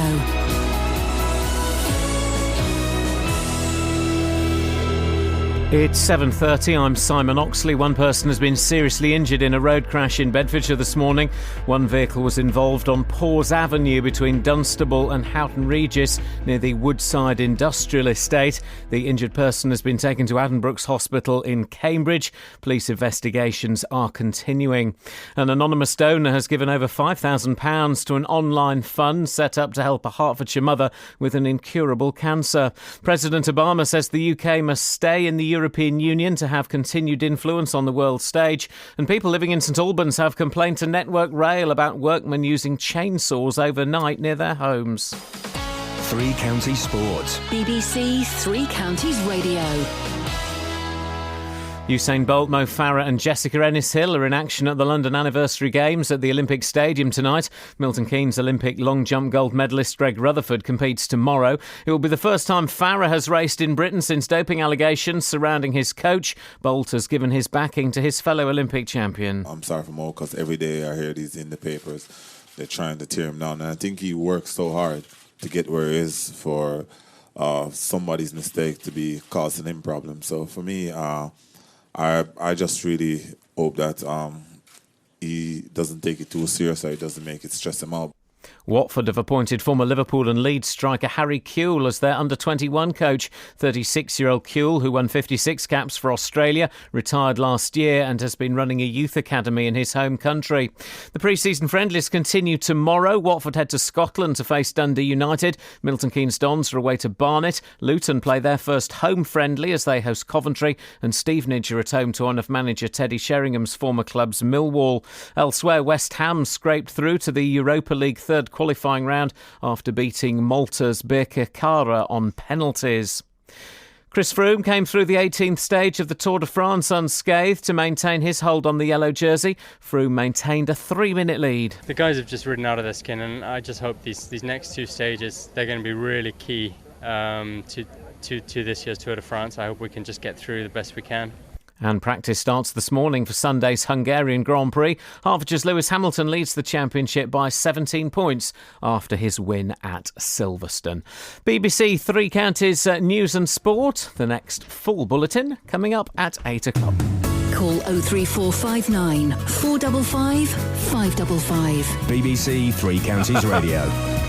That's how good a professional Simon Oxley is. He saw I wasn't in the studio, he saw I wasn't ready, and he threw in a couple of ums and extended his outro so that I had time to make it. Thank you very much indeed. Iain Lee, BBC Three Counties Radio, joined by Pete Heat, the magician, at Pete Heat, if you want to see him on Twitter. Oh, he's brilliant. He's just did a freebie for Dealey. Justin, come in. Where's he gone? Come and sit down, Justin. I want to come and sit on the red one. What, tell us what he just did for you outside. Just outside. Yeah, outside. There's no audience. Pete, you can come in if you want. There's no audience. Yeah. It's just me, you, Catherine. It's her last day, and Kelly. Yeah. And you said, how about can you do a trick with money? Yeah, cash. Cash is king. Do a trick with cash. Yeah. What did he do? I gave Pete £5. And Pete said to me, "Okay, can you write something on it? Write your name on it, so you'll be able to identify that's your £5 note." So I wrote "dog" on the £5 note. I then gave it to Pete. Pete then turned my £5 note in front of my very eyes into a £50 note. Yeah. The colour was just changing. It was incredible. And then it was amazing. And then he went into his pocket and he said, "Okay, take that back." A sealed envelope. Out of his wallet that had been zipped up. Zipped up inside his wallet, zipped up completely. The envelope was sealed down. Inside, when I undid that, inside that envelope was my £5 with dog written on it. How you did that, I do not know, but you have blown my mind. Thank you very much. It's good, isn't he? Amazing. Can you do us one more, Pete? Can you do us one now? Yeah, of course, yeah. Go on. Okay, so you know with the card trick, I got you to shuffle them and pick one. But no matter how sort of good a card trick, people always think maybe it's a trick deck, or maybe I've somehow done some psychological jiggery pokery and made you pick a certain one. I'm just saying we got as long as we want. Okay, great. Yeah, we got as long as we want. In fact, so this time we'll do one where it's more instead of actually picking a card, you guys are just going to think of a card between you. So I'm going to put I've got a little post. See, I genuinely I love magic, Justin. It makes me become 12 years old when I used to watch Paul Daniels, but it also makes me really anxious. Partly because I get scared of it, but also there's so much pressure because it would be so. I've seen it when it goes wrong for magicians when the tricks fail, and as the audience you feel kind of obliged to go, "Oh, never mind."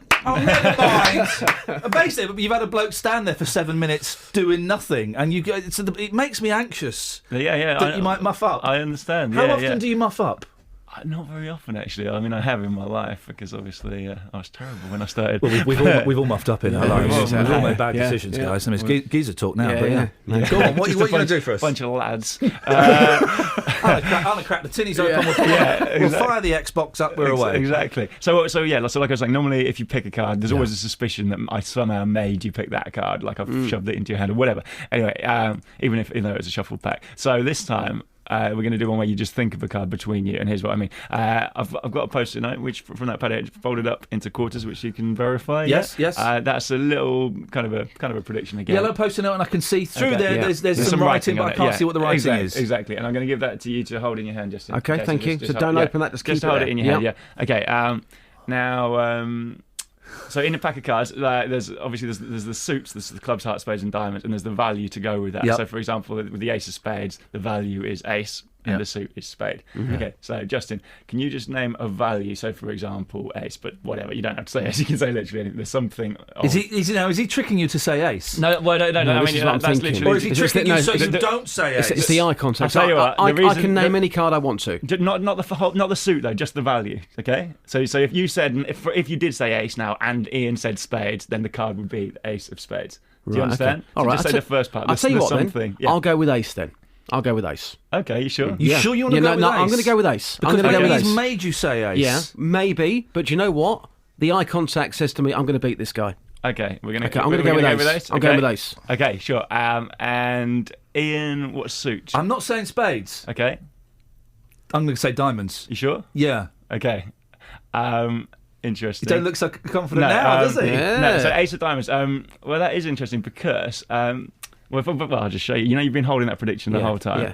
Open it up and read it. It might not say exactly what you think, but open it up and open it up and can you read out loud what it says? Okay. PeteHeat.co.uk. Scroll to bottom of first page.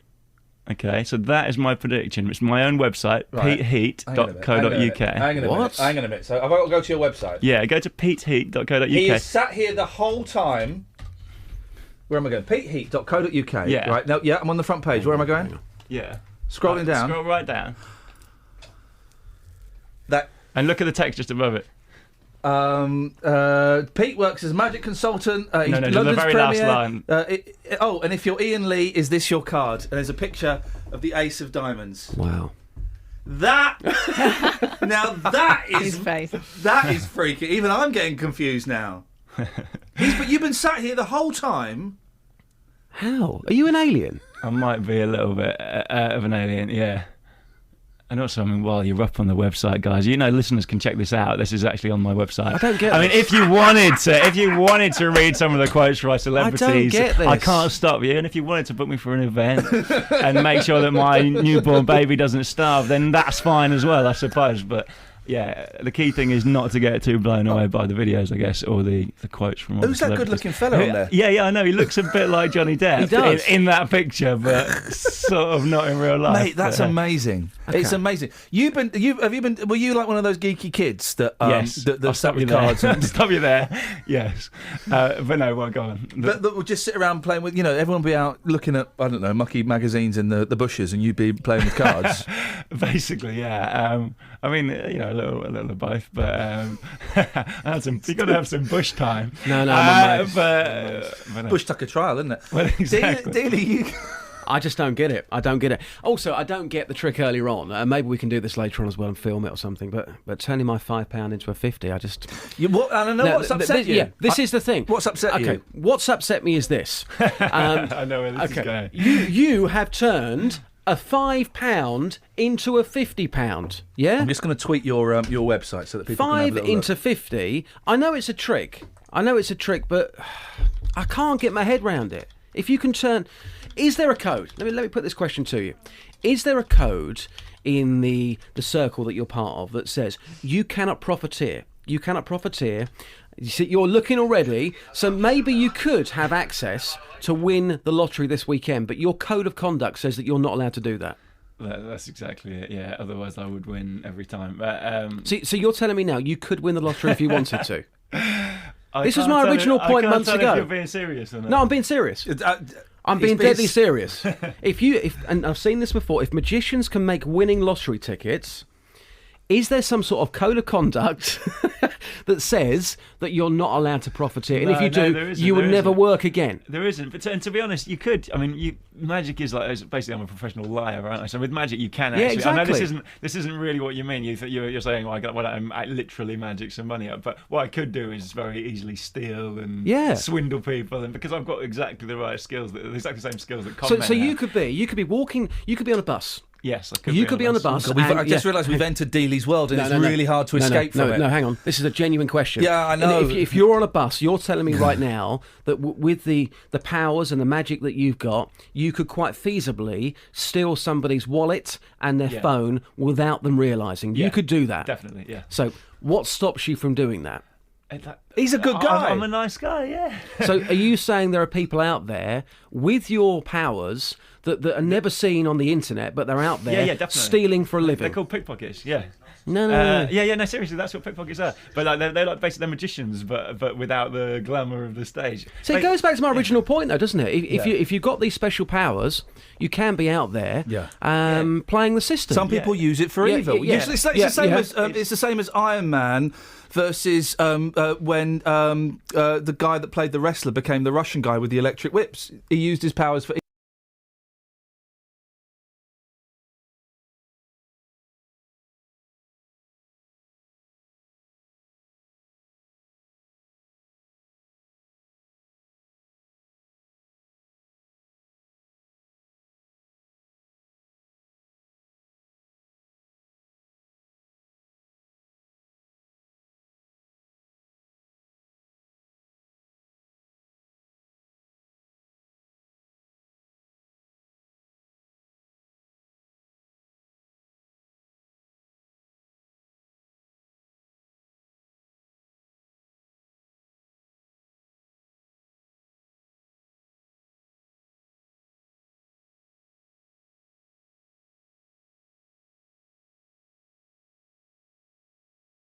Magic's got that problem, and I think that's why a lot of people get into magic. Like you know the typical, like you asked me if I was a bit of a geek, which I was basically. I think that's. And I don't mean that as an insult. I'm a complete geek. Oh yeah, I grew up as an outsider, so it's all the good. best people are. Yeah, right? But I think magic has got that power to, it does give you this sort of secret knowledge and insight into the world. So people get quite arrogant with it because they go from being little geeks, basically losers, to sort of thinking I can do stuff no one else empowered, can do. And so a lot of magicians are obnoxious, which is why I don't hang out with many magicians. But it's a strange thing. Have you got a quick one, or do you want to come back and do something a little bit longer a bit later on? Yeah, we'll do that. We'll come back and do because I haven't been thought what I'd do. Yeah, right. Can I take a break as well? It's getting too much for me. Yeah, okay. We've arranged. Right? Don't worry, Justin. We have arranged. I think we should have lined up. There is a therapist out there who will be able to talk through.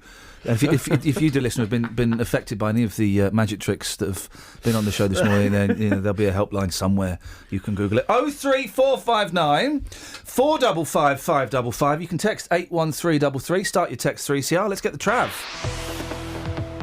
Travel news for beds, cards and bugs. BBC Three Counties Radio. Looking very heavy on the centres on the southbound A1 between Eton Soken and the Black Cat roundabout. In Dunstable, Paws Avenue, that remains closed after a serious accident between Wheatfield Road and Boscombe Road. It means you can't get onto the Woodside Industrial Estate, probably for most of this morning. Clophill on the A6, Bedford Road, looking heavy between Back Street and the A507. In Watford on Lower High Street, heavy at the Bushy Arches Junction. The M25, heavy anti-clockwise between junction 17 for Maple Cross and 16 for the M40.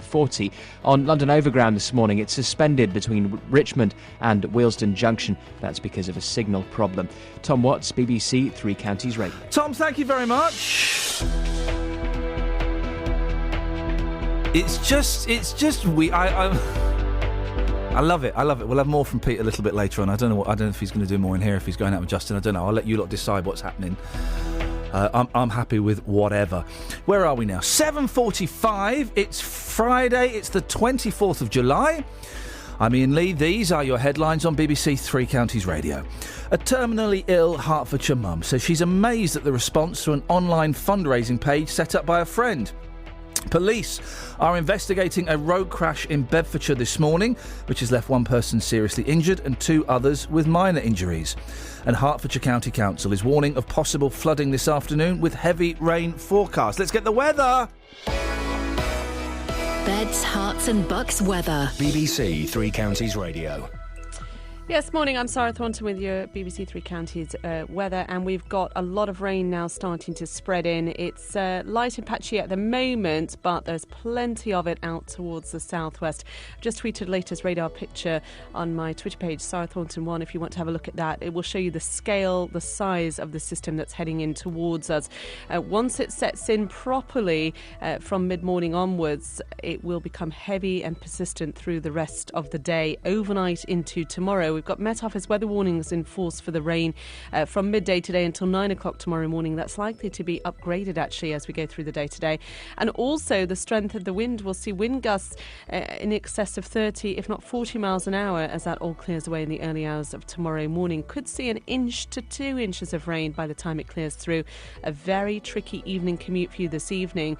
And temperatures doing no better this afternoon of 13 to 15 Celsius. But tomorrow, a much better day. Dry with some good spells of sunshine, the risk of an afternoon shower, but nothing like anything we've seen today, and much warmer too at 19 Celsius. Sunday starts dry. We've got rain, though, coming in the afternoon, and still pretty breezy with the risk of a couple of showers on Monday, but warmer at 19 or 20 degrees. Thank you very much. Nick Coffer on BBC Three Counties Radio. For over 6 decades, comedian Ken Dodd has been touring and selling out theatres. I'm very blessed, actually, Mr. Nick, because if the jokes aren't connecting as much as I'd like them to, I can always burst into song. Weekdays from 12. Much of that music, not least the Happy Mondays, has not only stood the test of time, it still sounds as fresh as it did then. Certainly does, yeah. 60s knockoffs. It's sure that weren't that other lot, not us. Nick Coffer. Live at Woburn Abbey for the Woburn Abbey Garden Show. It's very nice to actually speak to you in your home. You are the very proud garden manager. I am indeed, yes. I'm proud of what we've achieved as a team here at Woburn. It's fantastic. Nick Coffer. Weekdays from 12 on BBC Three Counties Radio. Oh, man. I've just had the best email ever from one of my heroes. Forget you, Carol Kay. This is where the action is. I want to cry for one of the best emails ever from one of the monkeys. 03459 455 555. I keep giving the phone number out. We're not really giving you anything to talk about. You don't need us to give you stuff to talk about, do you, dear listener? I'm happy to if you want, but you're intelligent enough and you get the act enough to know that you can call in any time about anything. You might want to call in about the story we were talking about the mum from Hertfordshire with the fundraising. You might want to talk in about the magic. You might want to ask Pete a question. Something might have happened to you last night. You might be one of those people that's being kept awake by the chainsaws in St Albans. Anything you want, you know that. I kind of feel that I need to set up the stall again and explain it. You can hear there's video of Pete being edited. But you know that, guys. You can call in about anything you want. You can call in to have a go at me. You can call in to say hello to Kelly. Actually, I'd rather you didn't do that. That could be a little... They've done that already. Yeah. Hi, Dennis. No, for crying... Really? 03459 455 555. And here's the thing, right? Here's the story. Why isn't this front page news? My boy, who's 5, he loves space. He can name all the planets. He doesn't know yet that Uranus is funny. He doesn't know that yet. We talk about geeks. My eldest is a geek, 5 years old. And I went home last night and he said, I got home quite late and he was awake. And he came downstairs and he said, Daddy, have you heard? They found another planet like Earth. He's 5 and he's telling me science. They found another Earth, guys! This is it! Let's send our missiles over there. Let's nuke them. Just because we can. It's a bigger Earth. We can all go over there. Blooming Earthlings coming over here, taking up our planet. NASA has discovered our planet's closest twin yet, giving experts hope there may be an Earth 2.0.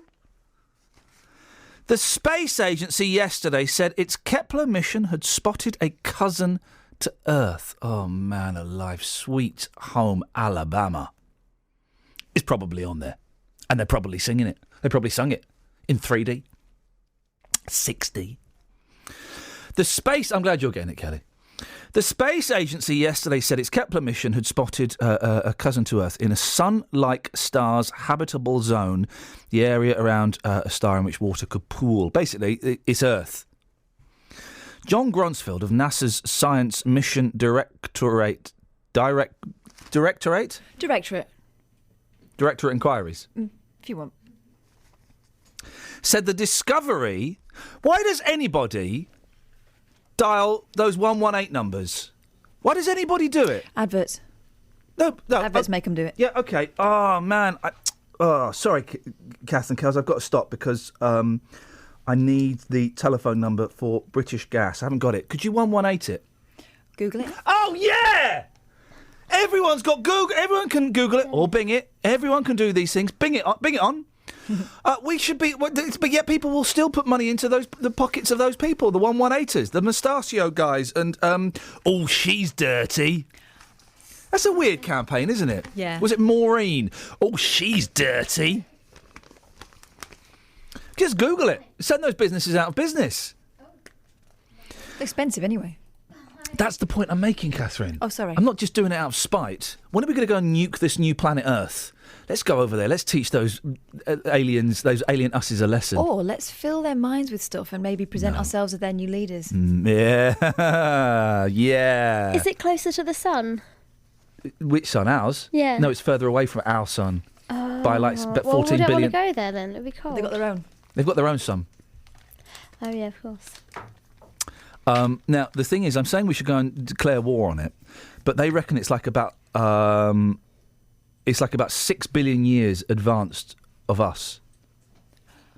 So they're going to have advanced. So they're going to have like guns and nuclear bombs stuff that we can't even. They're going to have like actual laser guns that kill, that don't just point the red dot. They actually. They don't say those things to stun anymore. No.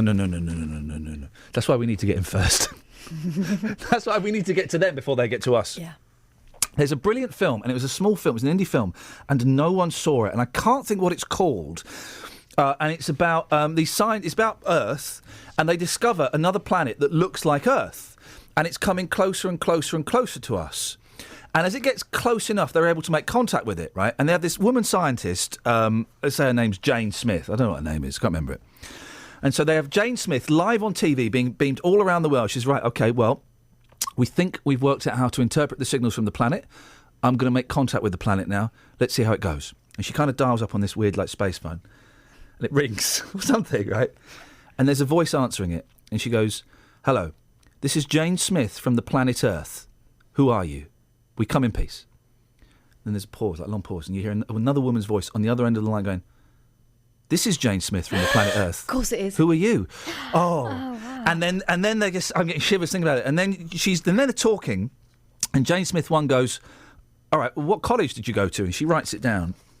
And Jane Smith 2 goes, "Well, I went to Princeton." And she holds up the bit of paper and says, "Princeton, there's 2 planets, 2 identical planets, and they're coming closer and closer together." It's that other dimension. What's that? Does anyone know what that film's called? It wasn't Contact, because that was rubbish. Do you see Contact? Right, Jodie Foster spends all this time trying to create this sort of portal into another planet. It takes ages. And they kind of whiz around in this thing, you know those spinny things that you can strap you into? They spin her in Sometimes, weather. Kelly, it's kind of quite nice to when Catherine goes off on one, because it just allows me to switch off and think, I'm really looking forward to when we get a decent producer next week working with Shaggy. The week after, we got Matt Lockwood. Have you done anything? You brought anything for Kath last day, or? Biscuits. They do some calculations, and anyway, then she gets. She's still talking about this Oh, yeah. film. I've not brought. I've got to shoot off straight after this. I'm going to WM, so. That, in a way, is a gift for her. She's walking along this beach, and it's all like That's a bit rude, mate. stuff. And then, she finally makes contact with the alien, and it's her dad. That is a great story, Catherine. Wow, Absolutely it's great brilliant. story. I'm hanging on every word. It's called Another Earth, and it's a brilliant. It's like a really sort of a slightly arty, slightly pretentious indie film, and it's flipping brilliant. Flipping brilliant. I've kind of given away the spoiler alert. Kind of given it away, but it's brilliant. Don't watch Contact though; it's rubbish. Okay. I started watching What's it Oblivion about? with Tom. By the way, the reason we're talking is because we ain't got no stories. Well, we had some, but they were boring.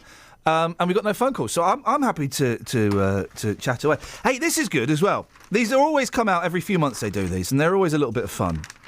I heard the audio of this last night. It's under a really weird, unsexy picture of Mylene Klass making an omelette. She's not going to eat that by the looks of it. I mean, she's not going to be. Where's she going to put it? In that costume. She's really. I mean, I've gone right off Mylene Klass ever since she was brewed about the kids' party at school.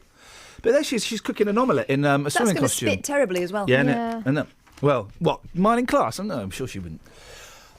99 is the 999 calls. You know the 99 in a. Bite the biscuit. Thank you. It's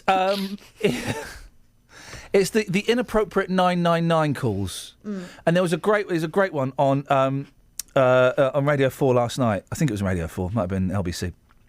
where this guy phones up. Hello, emergency services, can I help you? Yeah, I've just been chased by a vicious badger. Try and find the audio of it. Well, it'll be on the system somewhere.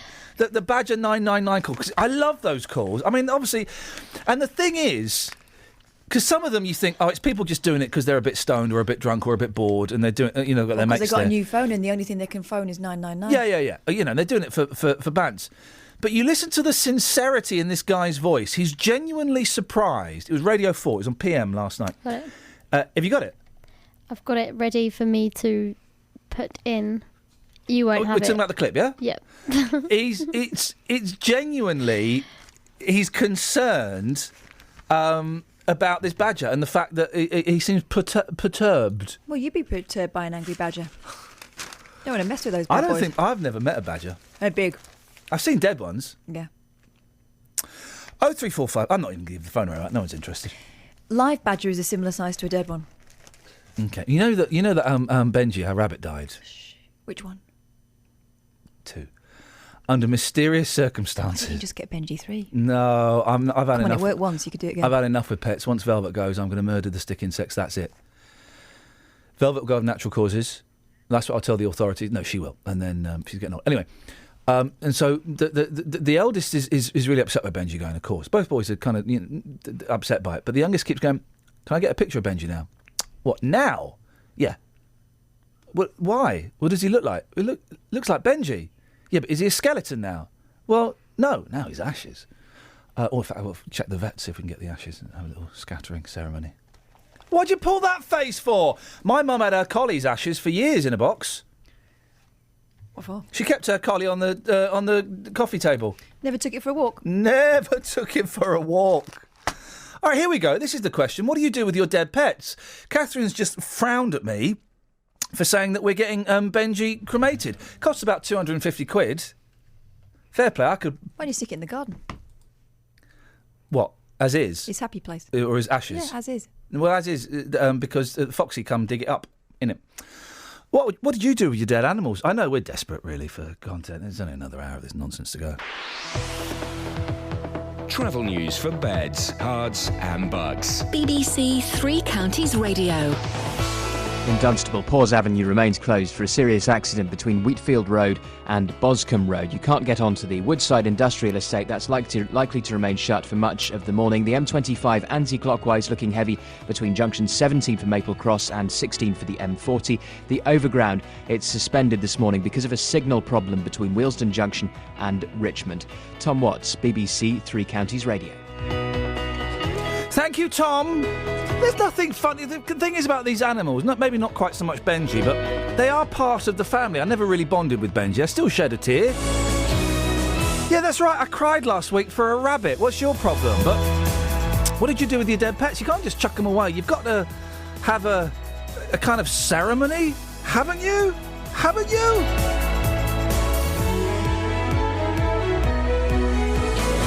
Local and vocal across beds, hearts and bucks. This is BBC Three Counties Radio.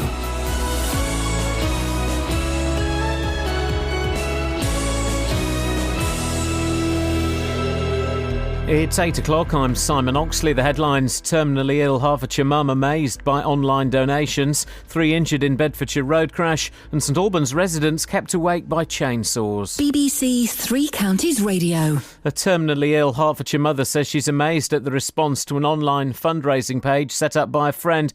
Emma Young from Hemel Hempstead has an incurable cancer and is heading off to Disneyland with her 3 children next month after an anonymous donation this week of £5,500. So far, the page for the 36-year-old has raised over £10,000. I'm still in a bit of shock. It's just crazy that someone's done that for us and they don't even know us. They might know us. I don't know them. It's just enabled me to be able to do so much more with a kid. It's crazy. Police are investigating a road crash in Bedfordshire this morning which has left 1 person seriously injured and 2 others with minor injuries. The 3 people were in a car which came off the road in Pawes Avenue between Dunstable and Houghton Regis next to the Woodside Industrial Estate at around 6 a.m. The road remains closed. The seriously injured person has been taken to Addenbrooke's Hospital in Cambridge. Hertfordshire County Council is warning of possible flooding this afternoon with heavy rain forecast. It follows flooding in the Stevenage area last week, which blocked a number of roads and affected homes. President Obama says the UK must stay in the European Union to have continued influence on the world stage. Downing Street said it was right for the British people to have the final say in a referendum. Conservative backbencher Tom Pursglove said he was surprised by the president's intervention. I can't really recall many occasions where senior US politicians almost try and tell Britain what we should be doing. We wouldn't do that to them. So in a way, I would say actually that really this is a matter for the British people. The British people will decide. The Prime Minister is going to try and renegotiate the relationship, and we'll then have that in-out vote. It isn't for anybody else to tell the British people what they're going to do. A woman from Milton Keynes is due in court today after being arrested for failing to appear for sentence last Friday. 47-year-old Tina Beloved Powerful was found guilty a month ago of fraud and false advertising. She came to prominence when Harvard University in America sued over her Harvard School website. The bookmaking firms Ladbrokes and Coral have announced they're intending to merge. A deal has been mooted for some time. People living in St Albans have complained to Network Rail about workmen using chainsaws to chop down trees during the night. Network Rail say they have to carry out essential safety work without disrupting train services. They've apologised but say it's unavoidable. One of the people affected is Gemma Welsh from Milehouse Lane. Two chainsaws going at full pelt for several hours. I mean, there were people out in the pyjamas on the street wanted to know what was happening. And I just don't think this is acceptable. In sport, Usain Bolt, Mo Farah and Jessica Ennis-Hill are in action at the London Anniversary Games at the Olympic Stadium tonight. And Watford have appointed former Liverpool and Leeds striker Harry Kewell as their under-21 coach.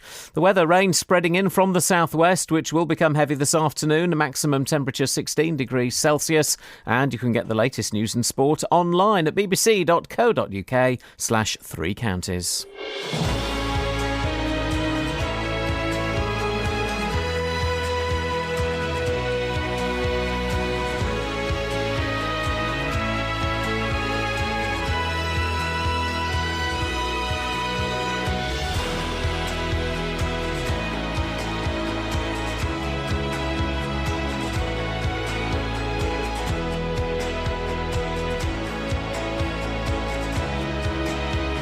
Give me 2 minutes, just charging up my computer. Morning, guys. Iain Lee, BBC Three Counties Radio. Man! It's Friday. Did you enjoy the summer? Because it's over now. It's over.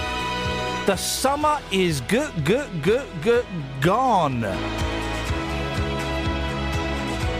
Kath's last day could be mine as Project Dark approaches. What am I talking about? What am I banging on about? Nothing important. What did you do with your pets when they died? People who haven't got pets don't understand that, you know, they're part of the family. Even Benji, and I didn't particularly bond with Benji, but we were all upset when Benji Bunny died, and we'll have him cremated and we'll have a little ceremony in the garden. It's good for the soul. It's good for the kids. But what did you do with your pets? 03459 455 555 81333. Start your text 3CR. Across beds, hearts and bucks. This is BBC Three Counties Radio. Janet says, my friend had her cat's ashes turned into a paperweight. What?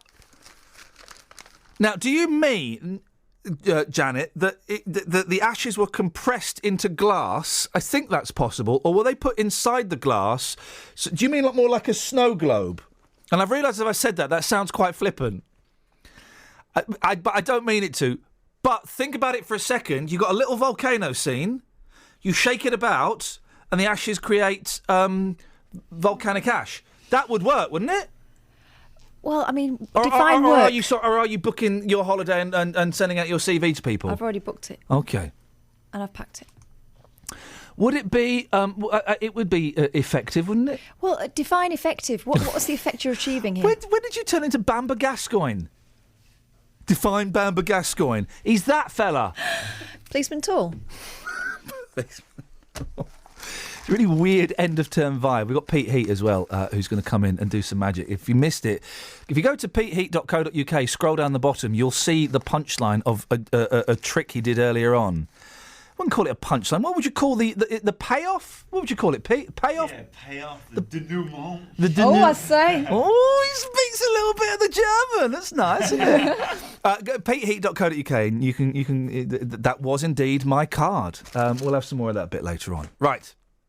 A while ago we heard, when I was off actually, Justin covered this story about a mum of 3 from Hemel Hempstead who'd made a bucket list of things to do with her children after she was diagnosed with incurable cancer. Emma Young, 36, it's no age, is it? She has got incurable cancer. She doesn't want to know how long she's got left to live. And I find that really interesting because actually there are a few practical things you could do if you had that rough estimate of how long you got left to live. But really, would it make any difference? What would you do in that situation? Would you want to know? But anyway, thanks to a crowdfunding site set up by her friends and the generosity of loads of perfect strangers, she's going to be able to make some amazing memories to leave her kids, including they've already booked a trip to Euro Disney. They want to go to Legoland, all the fun stuff like that, where it costs a fortune, but it's special, and they'll get pictures done with Mickey Mouse and all of that. So we queued up for an hour for the picture with Mickey Mouse, and I'm thinking, what the flipping are we doing this for? Actually, I've got a wicked picture of me and the kids and Mickey Mouse. Perfect. So they're going to have an amazing time, and it really is an incredible story. Let's speak to Jessica Wilson, who's the fundraising manager for Macmillan Cancer Support in Bedfordshire. Morning, Jessica. Good morning, how are you? Yeah, good, thank you. I mean, it's one of these stories, it's really sad because, you know, the cancer's horrible anyway, we all know that, Yeah. and a lot of us here have been touched by it in one way or another. 36 is no age whatsoever, but there's the really optimistic side. She was looking to raise 10 grand, got to about 4.5 grand, and then a mystery benefactor turns up and says, here you go, it's 5.5 grand, I don't want you to know who I am, I don't want any publicity, enjoy yourself. That's amazing, isn't it? Definitely. I mean, I've had a look at her actual page with all the donations she's received, and she sounds such an amazing, brave lady who I can imagine has just been so overwhelmed with people's generosity in helping her with her bucket list. I mean, like you said before, she's got some exciting things planned, which with her children they can treasure for sort of the rest of their lives that they have, and it's such an amazing amount that she's raised so far. Isn't it interesting? Because I remember, and someone mentioned this on, not many people remember this, right? I'm quite old. I suspect I'm significantly older than you, Jessica, but someone mentioned this the other day on another radio show. 15, 20 years ago, no one said the word cancer. No. It was, you'd always go, oh, you hear about Steve down the road, he's got cancer. Or, you know, it was the other C word. And now, one of the great things is there is no stigma, there's no shame, there's no embarrassment about talking about cancer. We can say it freely and we can discuss it openly. And we, you know, most of us will probably know someone who's had or will have cancer. It's an amazing turnaround, isn't it? Definitely it is, and I think the support that, I mean, us as a charity we receive from people is incredible, and is so very much appreciated. And in my job, I see this sort of generosity every day of the week. I recently heard a story of one of our supporters, a 68-year-old man who had suffered from cancer, and he's travelled all the way from Land's End to John O'Groats just by using his Freedom bus pass. So he's been going around on all local buses, and so far he's raised over £2,000. And just by him doing that and talking to people about what he's going through and how he's recovering, it's just astonishing to me. Has he recorded that, Jessica, or is he writing a blog or something? Because that's an amazing story. It is, yeah. I know that he might be doing a blog. Brilliant. But he's actually now planning his next trip to use local transport from the UK to Belgium. And he's just wanting to give something back and help people that are going through such a difficult time. So, yeah, it's an amazing thing. Now, the thing about Macmillan, and I owe you a big thank you, you personally and your whole organisation, because when my dad died of pancreatic cancer a couple of years ago, and Macmillan were amazing. Macmillan were the Macmillan nurses that came round to my dad's house, and with him and my stepmom and my brothers and sisters. They were incredible because they were great for my dad, but also, and this is what I think a lot of people don't realise until they have to come into contact with you guys, that you do a lot with the family as well, don't you? Definitely, we do. I mean, it can be so devastating hearing that news, and I'd like to say to anybody, if you or someone you know has been diagnosed with cancer, Whether you're worried about money, practical issues, how your loved ones are coping, or have any questions about treatment, or just want someone to listen, then please call our Macmillan support line. The telephone number's on our macmillan.org.uk website, and that's open Monday to Friday, 9am to 8pm. And, you know, please give us a call. We're here to listen and to help you. And there's how do you vet them? Because everyone that came and dealt with my dad, and towards the end, because my dad was he was obviously in a lot of pain. He was very, very high on drugs. Yeah. He got a bit grumpy. You know, he's dying. Fair play. If you can't be grumpy when you're dying, when can you be? And the nurses that came round. Okay, Malcolm, sorry you feel like that. What could we do to make you comfortable? You don't want that? Can I get you another drink? Okay, Malcolm. Then we're going to go out there and talk to Margaret. If you want us, just give us a shout. How do you lot stay so calm? I just think that I've met some amazing Macmillan nurses, and I mean, I just think they do such an outstanding job. They're not just there to provide medical help; they're there to listen, and like you say, just to do the simplest things to make that person feel so much more comfortable in the difficult situation they're in. Yeah. And the support we give to family. When I talk to families and they say, you know, we just sat with our Macmillan nurse for 20 minutes, and she just listened to how we were feeling, and it made us feel so much better, because sometimes people can't talk about how they're feeling to other sort of friends and loved ones, but speaking to someone in sort of a Macmillan nurse that's there to listen makes such a difference to them. Oh, Jessica, I'm tearing up thinking of my dad. Oh, I'm tearing up thinking of my dad. No, I know, I'm going to cry now, look. And you lot were brilliant, so thank you so much. But give us the website again if people want to get in touch and have a look. Macmillan.org.uk. All right, listen, it's really nice to talk to you. Thank you so much. Keep on doing the good work. Ta-ta. There we go. It's Jessica Wilson. Oh, I'm tearing up. Oh, dearie me. Oh, dearie me. They are amazing. Aren't they? Oh, a little cry about my dad. Yeah, and you It's know all right, we've had isn't it? experience of that in our family recently, and you can be forgotten about when you're the family member because you're trying to be brave for everybody else. Yeah. And I know my father-in-law got a lot of help from Macmillan. Oh, look. What a silly dad. Didn't even get on with him for most of my life. Silly old sod. Anyway, right. 03459 455 555.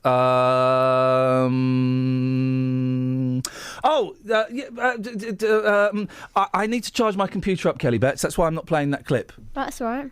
It's the 999 Badger Man. We might have enough juice. Hey, I could play it via my headphones. That will sound to the microphone. Well, that will sound rubbish. Yeah. Well, it depends how much you want it. We compare it to the last 2 hours and 13 minutes. I mean, really? Now, Kelly, you've got stick insects. We're talking about pets. Yes. Have you still got stick insects? 5. How many babies have they had? Hey, apart from the ones that went rogue in your house.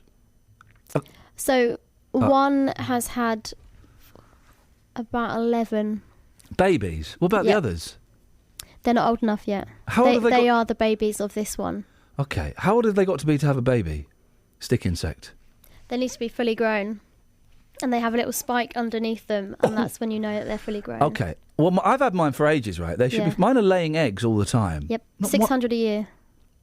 All right, mate. Don't count my stick insects eggs. It's none of your business. Not one of those bad boys has hatched. It takes 3 months. To hatch? Yep. Oh, blimey. Where are you putting them? Down the sink. Oh. Well, some... Oh, you're killing them then? Yeah. Okay, so or are you? Or are they living in the cellar and turning mutant? Turning mutant. But because I got rid of some of the eggs because there were loads of eggs, okay, and I didn't want them all.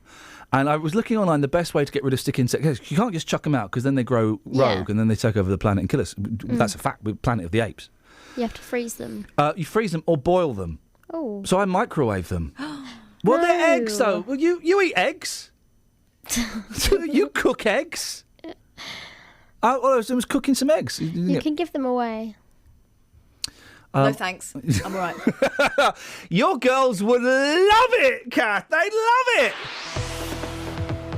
Travel news for beds, cards and bugs. BBC Three Counties Radio.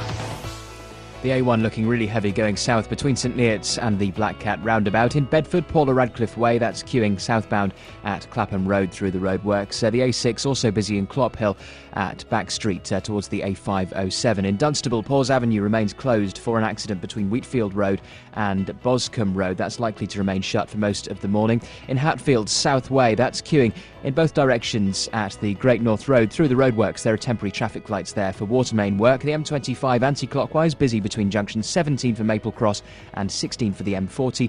The overground still suspended because of a signal problem between Wealdstone Junction and Richmond. Tom Watts, BBC Three Counties Radio.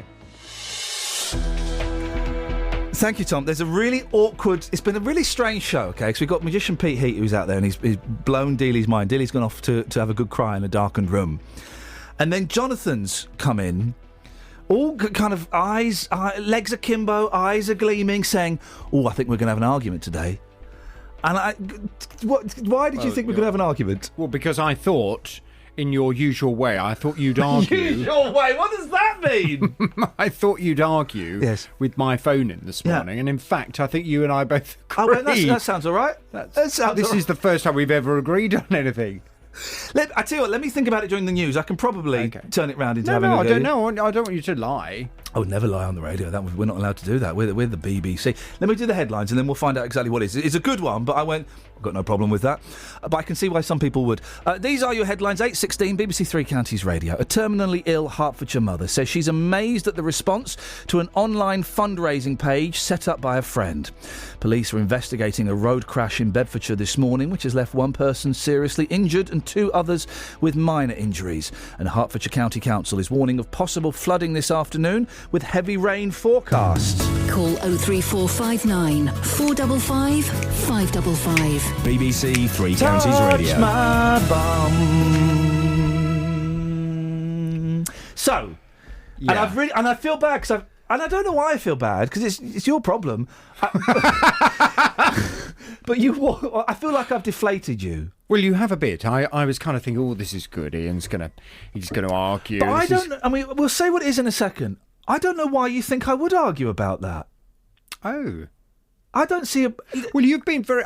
let me just explain. Let me ask the question, and then let me just get background. Yes. Do you think it's right to ban dogs from pubs? Now, the reason I'm asking this question on the big phone in this morning from 9, a traditional village pub in Buckinghamshire is set to ban dogs entirely after a string of incidents of bad behaviour. Oh, there's been incidents. Visitors at the Lowndes Arms in Wadden say they've been made to feel uncomfortable by dogs, and staff at the pub have also complained. Some dogs have thrown up and defecated on the carpet. Well, that's inappropriate. Are these dogs or teenagers we're talking about? These are dogs. Okay. They've thrown up and defecated on the carpet, and the owners now say enough is enough and a ban will be brought in. Yeah. Local villagers, though, are not happy, and they're planning to stage a protest later today. Oh, fantastic. Good for them. Well, from 9 this morning, I'm going to be asking what you think of this pub's decision. Do you think it's right to ban dogs from pubs? Now, I live in the country. You love drinking and you love dogs. I do. They're 2 of my favourite things. I love the pub. My dog, now this might tip you out. See, I thought you were going to say ban dogs from pubs because you have, in the past, suggested to me that you have a very low tolerance of dogs. Yeah. I mean, you once said that you would never, ever, if I brought my dog into work, you'd never want to meet it. You wouldn't ever want me to meet it outside. Yeah, but you don't want to meet it in the studio. No, it's inappropriate. It's work. It's work. It's not. But some people feel like that about dogs in pubs. You see, they say it's inappropriate if people are eating their food, if people are sitting there, if you've got children. You don't want dogs sitting there. The dog wouldn't be allowed in the restaurant part of the pub anyway. I don't think, would they? Well, many pubs allow you. They absolutely have an area where it's just for food, but then they also allow you to eat in the bar, and you're allowed to have a dog. Yeah. And I mean, I love that. My dog. Yeah. When she was a bit younger, because she's a puppy, she did do a little wee on the floor. Uh-oh. What did you do? Did you do what? I cleaned it up. I apologised to the landlord profusely. I cleaned it up. Did you do what Catherine... Is Catherine there? Am I allowed to say this story? What? You heard about Jonathan's dog doing a wee a little wee in the pub. In the pub. Am I allowed to say what your dad did with your daughter when she did a little wee in a bookshop? Yeah, you might as well. I think she did a wee in a bookshop. Kids sometimes. They're in Story Corner. It was a good story. She was engrossed. And what happened? She soiled herself. It was worse. In a wet way. In a wet way. Oh, in a wet way, yeah. And my dad's reaction was, "Let's run away!" They just put the book down. He grabbed her hand, dragged her out of the shop. I say dragged her. She was squelching. Her shoe. I mean, he was in her shoes. They had to go and get new socks. So, our phone in after 8:30 is should kids be banned from bookshops? Oh, But dear. I love that story. But We reckon there may be a photo of them behind the counter in that bookshop now with wanted the wet bandits. That's why it's called Waterstones. But I think, I mean, a pub, it's supposed to have dogs in it. Yeah, do you know what? I kind of agree with you. That's where you agree, which I didn't expect you would. I think it is a fundamental right as an English man to be able to take my dog into an English pub, and frankly, any pub that doesn't allow dogs, I wouldn't go there. If the dogs are causing trouble, then you can say, "Oi, can you get that dog outside?" Yes. That's fair enough. Yes. The landlord's or landlady's right to kick out anybody who's making it unpleasant for other people, whether it be a person or it be a dog. Yeah. But you know what? A dog stretched in front of a roaring fire It's in lovely. a pub while I'm having a Pepsi Cola. Although Beautiful. dogs, and this was something because Barry, who works on my show this week, he's not a big fan of dogs in pubs, and he was talking about their wind. What? Well, dogs pass wind. Do they? They do pass wind. And is that your excuse? Quite often, they pass wind in the pub. Do they? They do. Quite often in my local pub, you'll be sitting there, and there's a certain smell that All it's right, don't go. You know, we got the idea. a little bit horse manure-y because a lot of dogs God. like to eat that.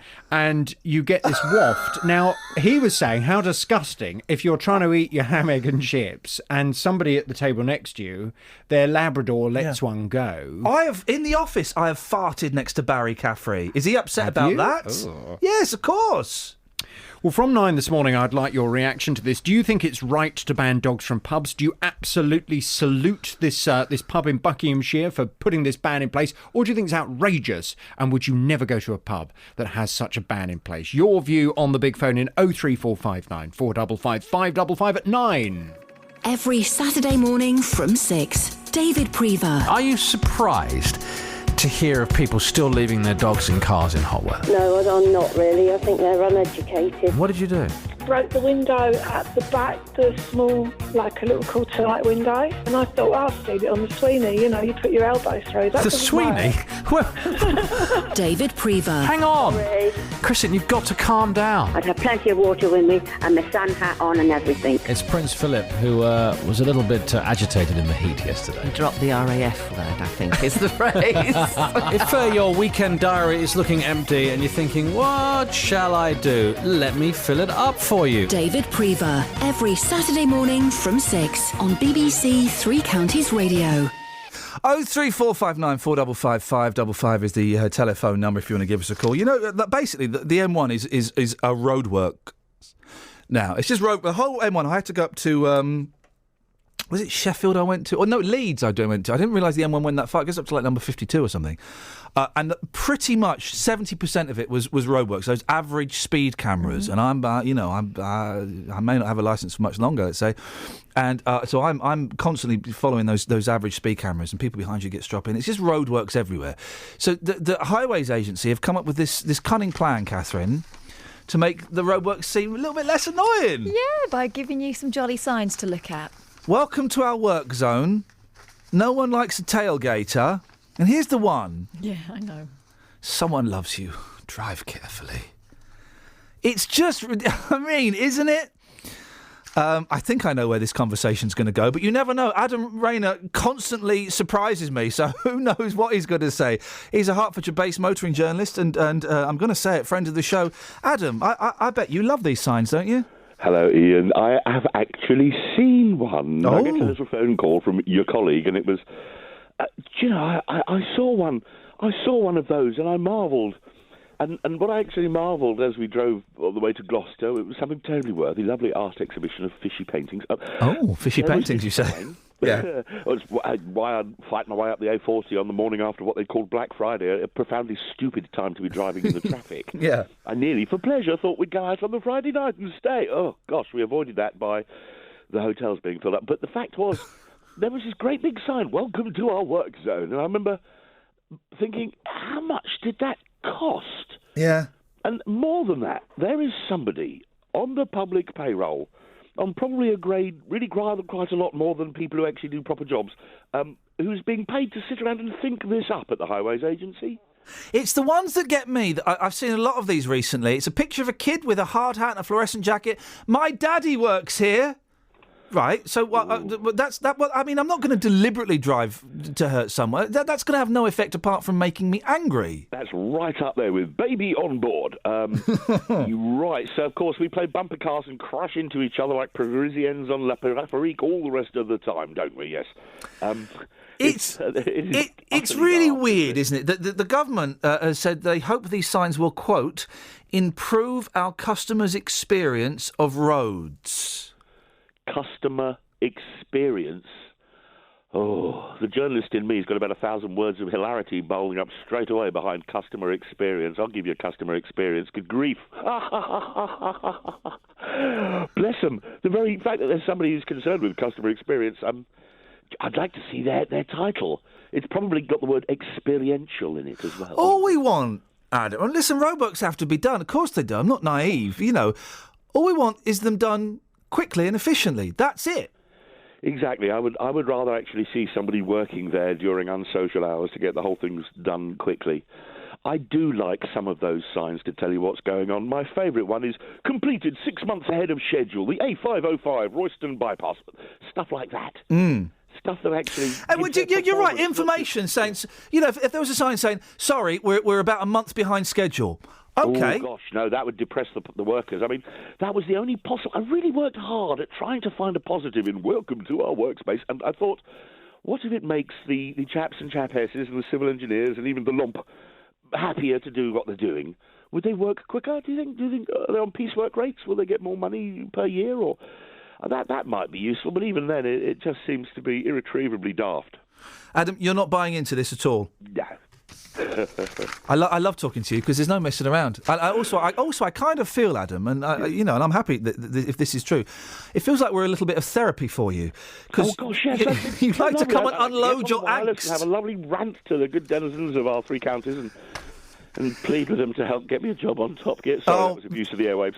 Come on now, that goes against that's another code that we've broken. I think you're brilliant and we love having you on. So we'll speak to you again soon. I meant it just as a regular. Put it this way: either the 30 seconds will do something, or they'll go, no, too fat for telly. We need more fat people on telly, Adam. I have that face for radio, dear boy. Yeah, tell me about it, Adam. Always good to talk to you, mate. Thank you very much. Have a nice weekend. Hertfordshire-based motoring journalist Adam Rayner. You see, he's always worth getting on, isn't he? Because he don't care. I want more guests on who don't care, and they just come on and they say what they think, and he does that. Right, okay, we're gonna have more magic from Pete Heat.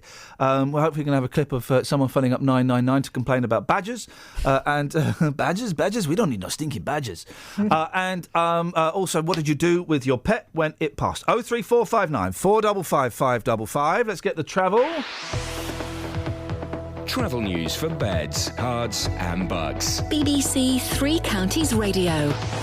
The southbound A1 still heavy between Eton Soken and the Black Cat roundabout. In Bedford, Paula Radcliffe Way, that's queuing through the roadworks as usual before Cutthroat Lane and Clapham Road. The A6 also busy in Clop Hill on Bedford Road, going down to join the A507. In Dunstable, Paws Avenue, that's closed for a serious accident between Wheatfield Road and Boscombe Road, so you can't get onto the Woodside Industrial Estate.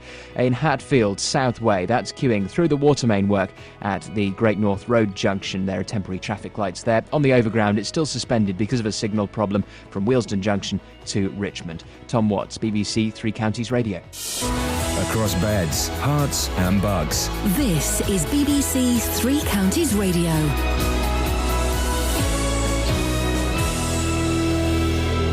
It's 8:30. I'm Simon Oxley. A terminally ill Hertfordshire mother says she's amazed at the response to an online fundraising page after an anonymous donation this week of £5,500. Police are investigating a road crash in Bedfordshire early this morning, which has left one person seriously injured and 2 others with minor injuries. The 3 people were in a car which came off the road in Paws Avenue between Dunstable and Houghton Regis, next to the Woodside Industrial Estate. And Hertfordshire County Council is warning of possible flooding this afternoon with heavy rain forecast. It follows flooding in the Stevenage area last week. Three Counties Sports. BBC Three Counties Radio. Usain Bolt, Mo Farah and Jessica Ennis-Hill are in action at the London Anniversary Games at the Olympic Stadium tonight. Milton Keynes Olympic long jump gold medalist Greg Rutherford competes tomorrow. It will be the first time Farah has raced in Britain since doping allegations surrounding his coach. Bolt has given his backing to his fellow Olympic champion. I'm sorry for Mo because every day I hear these in the papers. They're trying to tear him down. And I think he works so hard to get where he is for somebody's mistake to be causing him problems. So for me, I just really hope that he doesn't take it too seriously, he doesn't make it stress him out. Watford have appointed former Liverpool and Leeds striker Harry Kewell as their under-21 coach. 36-year-old Kewell, who won 56 caps for Australia, retired last year and has been running a youth academy in his home country. The pre-season friendlies continue tomorrow. Watford head to Scotland to face Dundee United. Milton Keynes Dons are away to Barnet. Luton play their first home friendly as they host Coventry, and Stevenage are at home to one of manager Teddy Sheringham's former clubs, Millwall. Practice starts this morning for Sunday's Hungarian Grand Prix. Hertfordage's Lewis Hamilton leads the championship by 17 points after his win at Silverstone. 17 points is a nice gap. In the olden points, it was a really nice gap, but you always want more. You know, I had a couple of difficult races, really had a couple of strong races now, so I really want to try and continue with that form. And Team Sky's Chris Froome heads into the 19th stage of the Tour de France with a 3-minute and 10-second cushion over his rivals after coming through a second day in the Alps unscathed. BBC Three Counties News and Sport. The next full bulletin is at 9. Call 03459 455 555. BBC Three Counties Radio. Thank you very much indeed, Simon. Last 30 minutes of the show, Kath's last show. 0345 Phil, the answer to that question is no. 03459 455 555 is the telephone number. Catherine, do you want to come in? Pete, do you want to come in? We haven't got any more stories, have we? We've got any more stories? No, we've got some callers. Well, then let's get some callers. Let's get Pete. Let's get Dealey in. Let's have a party. Let's have not that kind of party, Pete. Put them back on, fella. Come on. This is BBC. We're not allowed to do that stuff anymore.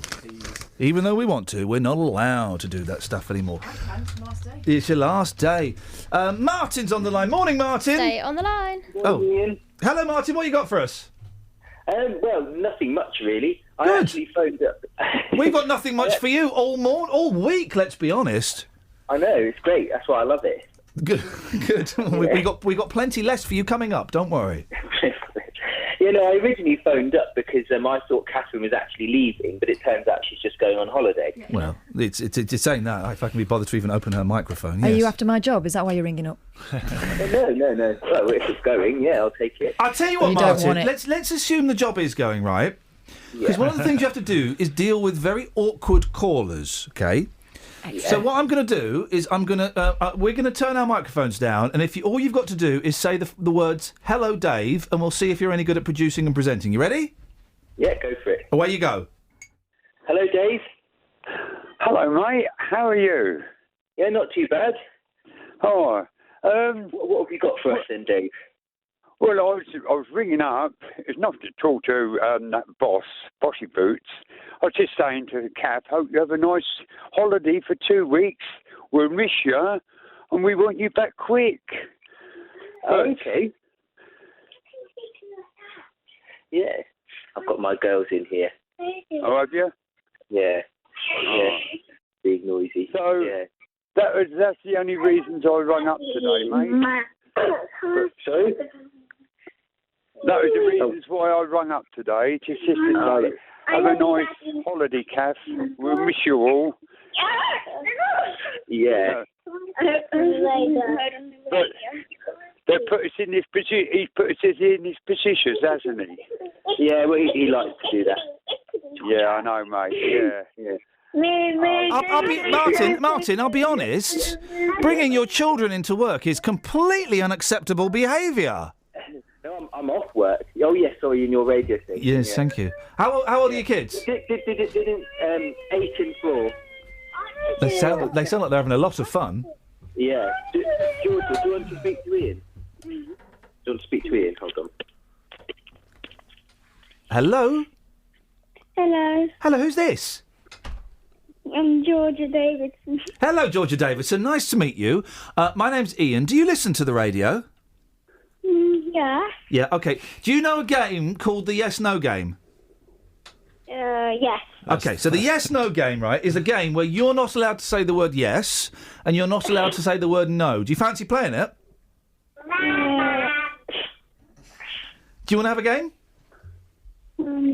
Okay, Georgia, I'm starting the clock now. Are you ready? Are you ready? Yes. Oh, but you didn't even last 7 seconds. Hey, listen, are you enjoying your summer holiday? Okay, classic banter. Thank you very much. Dave, you're through to magician Pete Heat. What would you like to say to him? Brilliant, Pete. Although I can't see you and I can't see your tricks, what I'm hearing is absolutely brilliant, mate. Thank you very much. Thank you. I've put my Twix away now, actually. But yeah. Are you going to do no more? No, I'm going to do one more, actually, yeah. Good. But I'm glad you're liking it. Yeah, I'd love to be there to see you do it, actually. He says that to Catherine every morning. And one of these days, I'll take him up on it. No thanks, David. Will you, Kath? No, she won't. I'm being polite. She won't take you up on anything. Well, Dave, it's will. Yeah, no. she won't. It's been okay. It's been great talking to you, Dave. Well, I ain't talking to you. I'm talking to Kath. Have a nice time, Kath. Thanks very much. What are you doing for the next couple of weeks? Same as usual. What's that? Being a pain in the... Walking. Should be quiet, will you, pal? Walking around Luton, you know what I mean? What are you looking for? What are you looking for? Why are you walking aimlessly around one of our bustling metropoli? Well, yeah, shopping all the time. Gosh. Shopping. Do you think you've got a problem Yeah. with the shopping? What are you trying to buy? Well, not me. It's my missus goes shopping. Oh, I'll be honest, Dave. Even by your standards, this is pee poor. I'm gonna say, unless you can turn it around in the last 20 seconds, I'm gonna let you go. Go on, Dave. Yeah. Okay. I'll see you Monday. Now,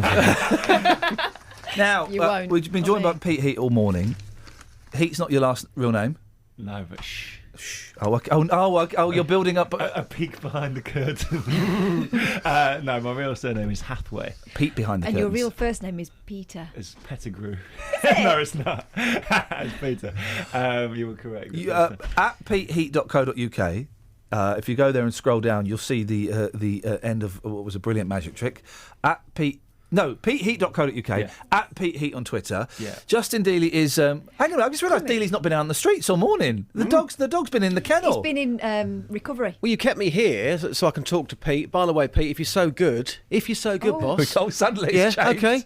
Why have you changed your name? That's a non sequitur. There you If go. you're so good, why have you changed your name? Yeah, why have you changed your name, Is that boss? something only bad people do?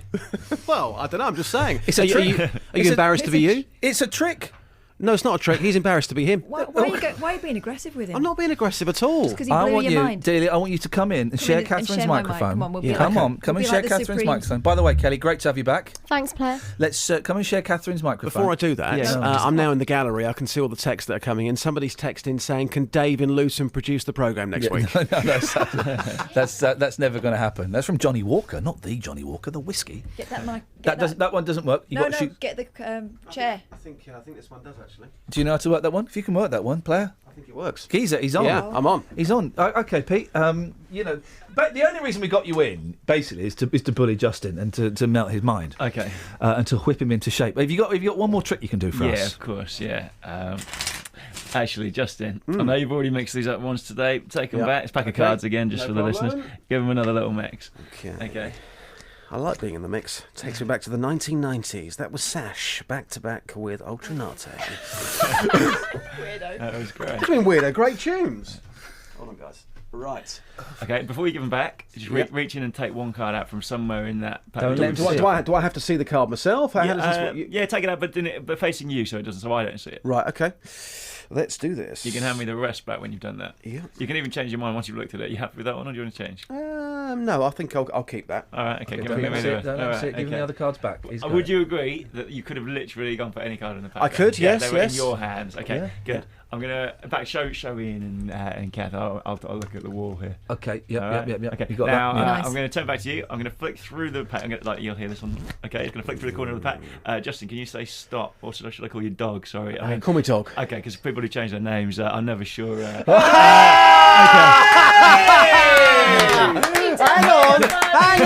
Hang on, boss. Right, my name is still Justin Dealey on the radio. J-Dog is my nickname. Haven't changed my name. Haven't changed my name. Can I just say, for broadcasting purposes, for some, you need to be very gentle on Oxley's microphone because you know what he's like. He's a beast. He roars it up to the max. You're coming across as an angry robot. Okay. So is that best? That's much better, thank you, J-Dog. Just fiddle with Simon's knob. Okay. Actually, I'm going to take these headphones off, but obviously you can still hear me. I'm just going. That's how it works. Yeah, I'm a magician. I know these things. Justin, so like I said, I'm going to flick through the corner of the pack. Can you say stop somewhere roughly in the middle? It doesn't have to be the middle, but somewhere. Stop. Okay, and we're going to put your so determined. Can I take your card back off? I'm really sorry, Pete, that you're getting this attitude because there's love coming from us and there's just pure hatred coming from this. It's all right. I will prevail. Can I take that card back off your face now so I can't see what it is? Yeah. Okay. Okay, and it's going to go exactly where you said stop, so about halfway in. Yeah. Yeah. I'm now going to put. This is one. Actually, you might want to film this part because this is one. It's not going to sound that good on the radio. But when you watch this back, if these guys tweet the link, this is one of the sort of most visual tricks. Kelly, okay, are you ready? You start filming. Are we filming? Okay. Here we go. So sorry, Justin, just for the camera. Your card is what, about halfway in this pack? Would you say? Yeah. And it's been in one hand at fingertips. I haven't done any kind of sneaky moves, but just to make sure I'm not doing any sneaky moves, I'm actually going to put them down on the floor here. Okay. Can you guys see if I put them down? On the carpet? Yeah. Can you see them there, Justin? Yes, I can, boss. Okay, Yeah. So get rid of whatever that is. I'm not going to touch them, like I say. Just look at the pack. Yeah. Think of your card. Yep. Okay. And you see that the cards actually start to. His hand's about 6 inches above the cards, and he's waving, and the cards are moving. Just his face. Watch. How is that happening? The cards are moving. He's not even touching them. Whoa! One just swiveled. It's The Exorcist. One just swiveled. So one card kind of floated out of the pack. What was your card, Justin? It was, I believe, it was 8 of Hearts, wasn't it? No. Come on, this is why I get you to show them. Justin, what was your card? Is it? No, I always get confused with spades and clubs. It was spades. It was the 8 of spades, right? Hey! You've got to give him the same card, Justin. You can't just step in. That was amazing. Justin's got sweat on. Right, I just don't get how that happened. I'm not particularly interested in him picking my card out, to be fair, with that trick. No, hang on, no, that wasn't the trick for me. That wasn't the trick, him picking the cards out. He made the pack of cards on the floor move 3 times. Forget the card, not interested in the card. How has he done that? Okay. How? But the fact that he got your cards. No, fair play. Fair play. You stopped. Don't worry. I know, yeah. And you know when I took the card out, and you said it was the 8 of Hearts. You forgot what it was, obviously. If I take, this is what I would have done if you'd have persisted and still thought it was the 8 of Hearts. So I'm going to take your 8 of Spades. Okay. Yeah. Can you all see that? Yeah. Yeah. Okay. Watch. I'm going to just swipe it through the pack like that. As it goes through, it's going to start to change. Oh, Dealey! Come on. Into the 8 of Hearts. Come on. Double pwnship. Wow. He changed it to the 8 of Hearts. I'll change it back. Check that out. Check there's just one card there, man. That is incredible. Oh, Pete, I love it. I love it so much. I don't understand why you're not on telly every single night. Well, you'd run out of gags and tricks. I wish I was. But I just think you're. I genuinely, I do know John Archer, who's brilliant, and all these other people that are brilliant. I think you're the best. It's such a good act. You're right, Justin. I'm okay. Listen. I've not seen that since The Exorcist. Things moving around like that. That was Since The Exorcist. No, seriously, that was really. You know that wasn't a documentary, right? That was really scary. That was very, very scary. Pete, have you got any gigs or anything coming up that people can go and see to, or are you just doing private parties at the moment? I do a lot of private parties. What else? I've got a couple of gigs at Jongleur, various comedy clubs. You know, Jongleurs. There's one in. My phone's not working, or I would tell you. What have we got? Pete, if they go to Pete... 31st of July, Jongleurs in Camden. Brilliant. Doing a little show there, like 20-minute set. How does it? Because Jongleurs is kind of like the stag night. It is. Crowd. It's a lot of comedians find it quite. It's like 600 Justin Dealeys. How? To be honest, I see. I mean, this is kind of tempting fate to say this. I go down quite well at that kind of thing. I think because you're a geezer. Because I'm a bloody geezer, yeah. I walk on and they're like, he's one of us. And we just basically all beat our chests and sort of smash pints of Stella into each other's heads. It's kind of, I do quite sort of, as you've seen me on stage, I do very silly, ridiculous, like kind of comedy magic. And they look like they seem to love it, so... PeteHeat.co.uk if you want to go and have a look, if you want to book in for a party, and if you do any gigs kind of around here, let us know, because we'll have a little works outing. Oh yeah, that'd be great. We'll come and have a look. Pete, thank you so much. In 15 seconds, an invite to Pete. We have a camera crew. Would you like to come out and meet my people on the streets? Your for 15 people? minutes, my people. Would you allow me to meet your people? Yeah, are you up for it? Let's do it. Yeah. Right, go on. There you go. We'll put it on the website. Pete, nice to see you, mate. Thank you very much for really some good travel. to see you. Thank you. Travel news for beds, cards and bugs. BBC Three Counties Radio. There's been an accident on the M1 going south. There's a lane closed. It's looking very slow. A lorry involved in that between junction 12 for Flitwick and junction 11 for Dunstable. The A1 going south, also very heavy from Eton Soken towards the Black Cat roundabout. In Milton Keynes, Standing Way, looking very slow approaching the Kingston roundabout in the roadworks. Paula Radcliffe Way, problems in the roadworks there in Bedford. That's very slow at Clapham Road and Cutthroat Lane. In Dunstable, Paws Avenue remains closed for a serious accident between Wheatfield Road and Boscombe Road, meaning there's no access to the Woodside Industrial Estate. On the overground, it's still suspended because of a signal problem between Willesden Junction and Richmond. Tom Watts, BBC Three Counties Radio. Thank you very much. We're all still reeling from... That was amazing, wasn't it? Yeah, but I'm just thrilled by Dealey's face. It was, the whole law of physics, not that he's particularly familiar with the law of physics, but just everything, his whole world shifted. Do you believe in magic, said the loving spoonful? Well, Dealey does. Right, where are we now? 8:46, we'll have the weather with Sarah in a second, but before that, let's get your news headlines on Friday, the 24th of July. A terminally ill Hemel Hempstead mum says she's amazed at the response to an online fundraising page set up by a friend. Police are investigating a road crash between Dunstable and Houghton Regis this morning, which has left one person seriously injured and two others with minor injuries. And Hertfordshire County Council is warning of possible flooding this afternoon with heavy rain forecast. Here's Sarah with the weather. Beds, Herts and Bucks weather. BBC Three Counties Radio. Well, thanks very much indeed. We've been tracking an area of low pressure pushing rain towards us through this morning. We've already had some bits and pieces. They are the amuse-bouche to the main event because it's drying out now across the three counties, but that's because it was all a bit fragmented on its leading edge. It will continue to push in though, and once it sets in from mid-morning onwards, we're looking at some increasingly heavy and persistent rain for the rest of the day today, overnight into tomorrow morning. Feeling pretty chilly at just 13 Celsius through the afternoon. The Met Office has issued a weather warning for us for the likelihood of some really heavy rain, and not only that, the strength of the wind as it crosses off towards the east, because we could have some disruptive wind gusts of 40 miles an hour as that all clears away in the early hours of tomorrow morning. Then tomorrow should be a much better day. Top temperature of 18 or 19 Celsius, dry with some sunny spells, just a risk of a shower, and much lighter winds increasingly as we go through the day. And then on Sunday morning we start dry, but we've got more rain to come in the afternoon. Not as heavy or persistent as today's, but actually it'll feel pretty chilly again at 16 degrees. And then Monday, the risk of some showers and pretty breezy as well from the southwest, but some warmer air with us, so 19 or 20 Celsius. Every weekday morning. They're not getting shown what being British is. The intention was to try and make the world a safer place. No, it wasn't. It was to do with oil. Don't be naive, Jonathan, please. The JVS Show. I'm not comfortable with it. And if they feel they're being pilloried, well, they're putting themselves as the odd person. It's such a violation of a child's sense of safety in the world. And I hate to use that old cliche, Jane, but it hasn't done us any harm, has it? The JVS Show. No, I haven't made my point. I'll tell you when I've made my point. Every weekday morning on BBC Three Counties Radio. Everybody, Catherine, is at it. Right. They are at it like rabbits. Where's the copy of The Sun? Right. So are you taking this to Magaluf? Yeah, we had the bonking couple in a phone box t'other day. Right? Yeah.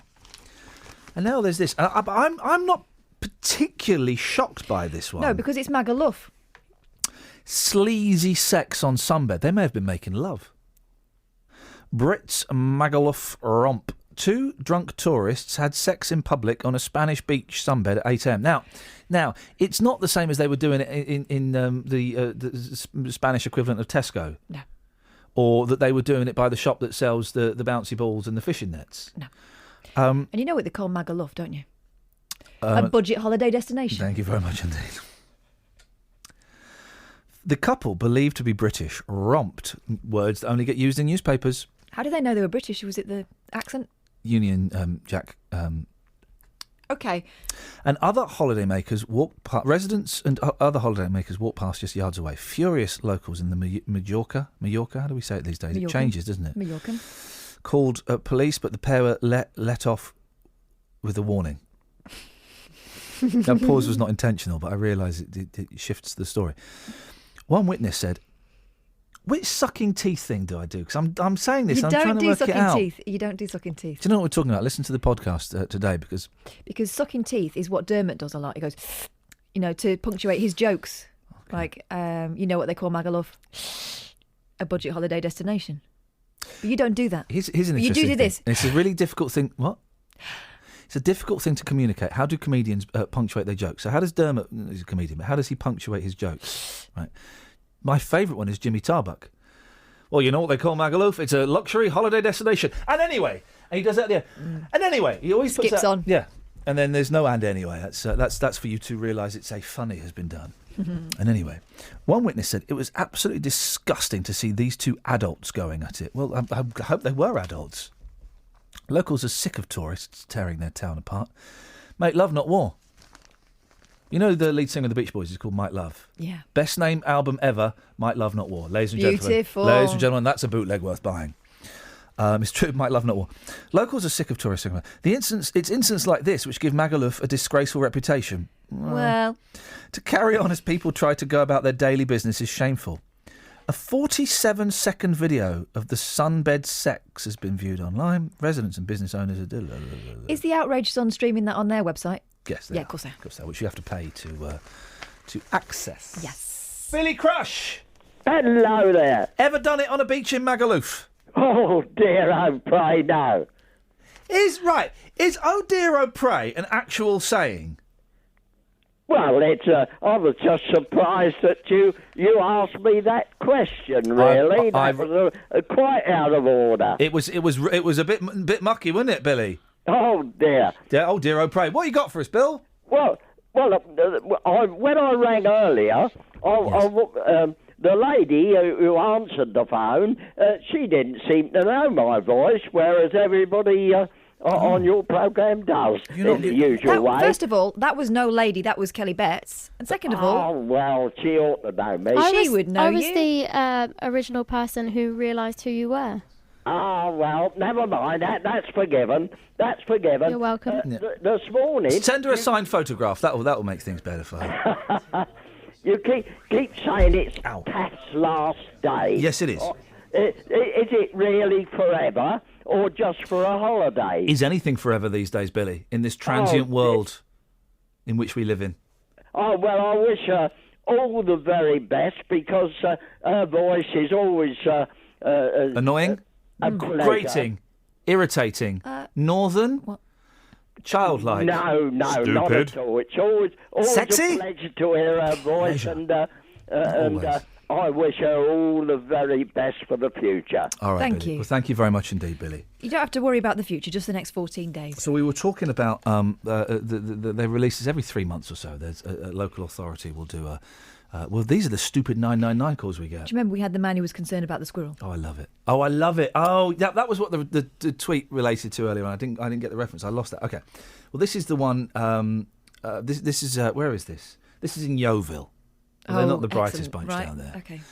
I'll have a listen to this. This is... Thank you. Calling you through to the police. What's the location of the emergency? I just need to double check if it's something that actually needs to be reported to you guys. I just got chased by a badger in the Yeovil area. I think if that's something you guys would need to know about. You got chased by a badger?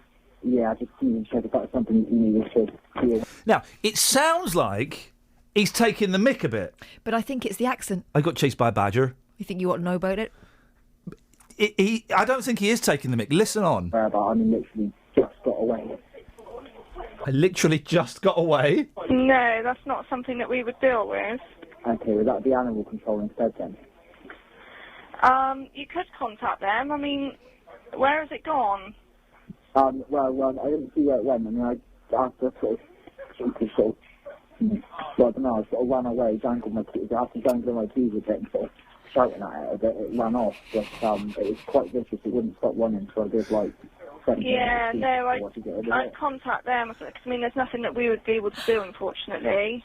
All right, I just thought I'd better double check. Yeah, no, that's fine, not a problem. I just thought, now fair play to her, although to be honest, because when they're in our region, the squirrel guy, they get really short shrift. You're wasting our time. Yeah. Could you go away? She's engaging. She sounded mildly concerned. I didn't realise that was the accepted practice for badger evasion, jangling your keys. Surely that's a come on. What would you do to a badger though if it if they're starting to if they lock on? There's only one way to get them off, isn't there? They've got rabies, haven't they, badgers? I don't know. I don't think we've got rabies in this country. Apart from badgers. No, I don't think they've got rabies. Yeah, the badgers have. They've got the other thing. That's why they were called... Babies? Yeah. Scabies. Yeah. The haby-jabies. I got the haby-jabies. Here's you think your place cost a lot of money? Well, maybe it did, but not as much as this. On the upside, you can rustle up some breakfast without leaving bed. On the downside, well, you might have to stay there to eat it. This is a studio flat, 9.33 square metres, okay? Mm. It's a little larger than a prison cell, and you're in bed and you could reach over and do the microwave. You seen how much it's going for? No. Have a guess. It's in that London. All right, it's going to be dear then. Yeah, it's in South Kensington, London. Crikey bobs. Yeah, go on. It's just that one room. The studio is a box room being sold by Foxtons. Oh, guys, has a fridge and a microwave. There's a communal bathroom. Right. Okay, so you're sharing the bathroom with someone. How much do you reckon that's going for? Probably. I mean, what? 250 grand? £295,000. What? So nearly 300. £300,000. They probably take offers. You could probably get it down to 293. £295,000 for a room where all you can fit in there is a bed, a small fridge, and a microwave. You're not going anywhere to hang your clothes. And the toilet's outside. Look at the picture of that. It's just... I had some friends who had a similar setup in Paris, and to go and visit them, I had to join them, and it was like going to see, Charlie Bucket's grandparents? Yeah. They were always in bed because you're either in bed or out of the room. There was no two ways about it, so you had to perch on the end of their bed to visit. It was odd. We're led to believe that Grandpa Joe is in bed because he's ill. He's lazy. Right. Because he gets up and walks. The question that comes to my mind when I watch that is, whose feet are where? Because the grandmas do have a cheeky little grin on their face, don't they? The topping and tailing. Those feet have got to go somewhere. Dear, oh pray.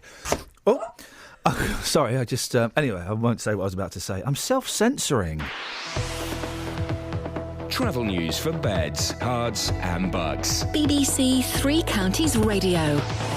Back to normal on the M1 going south now. All lanes reopen after the accident between Junction 12 for Flitwick and Junction 11 for Dunstable. In Milton Keynes, still looking really busy on Standing Way on the speed sensors going towards the Kingston roundabout through the roadworks. Roadworks also causing problems in Bedford on Paula Radcliffe Way. The A6 very slow before Cutthroat Lane and Clapham Road as usual. In Dunstable, Pause Avenue, that's reopened after the accident and the investigation work between Wheatfield Road and Boscombe Road. The overground, it's still suspended between Wealdstone Junction and Richmond. That's because of a signal failure. That's the latest travel. Tom Watts, BBC Three Counties Radio. Tom, thank you very much indeed. Have a nice weekend. That's it. That's your lot. 2 podcasts this week. One is the Penn School special. If you listen to that, maybe you'll understand why Steve Baker MP refuses to come on the show anymore, saying that we breached BBC guidelines with our interview that we did with him. Well, have a listen to the full interview in the Penn School podcast. See if you can spot the breaching of the guidelines. I don't think there were any. There's also the light-hearted Jolly Romp of a podcast that will go out this afternoon.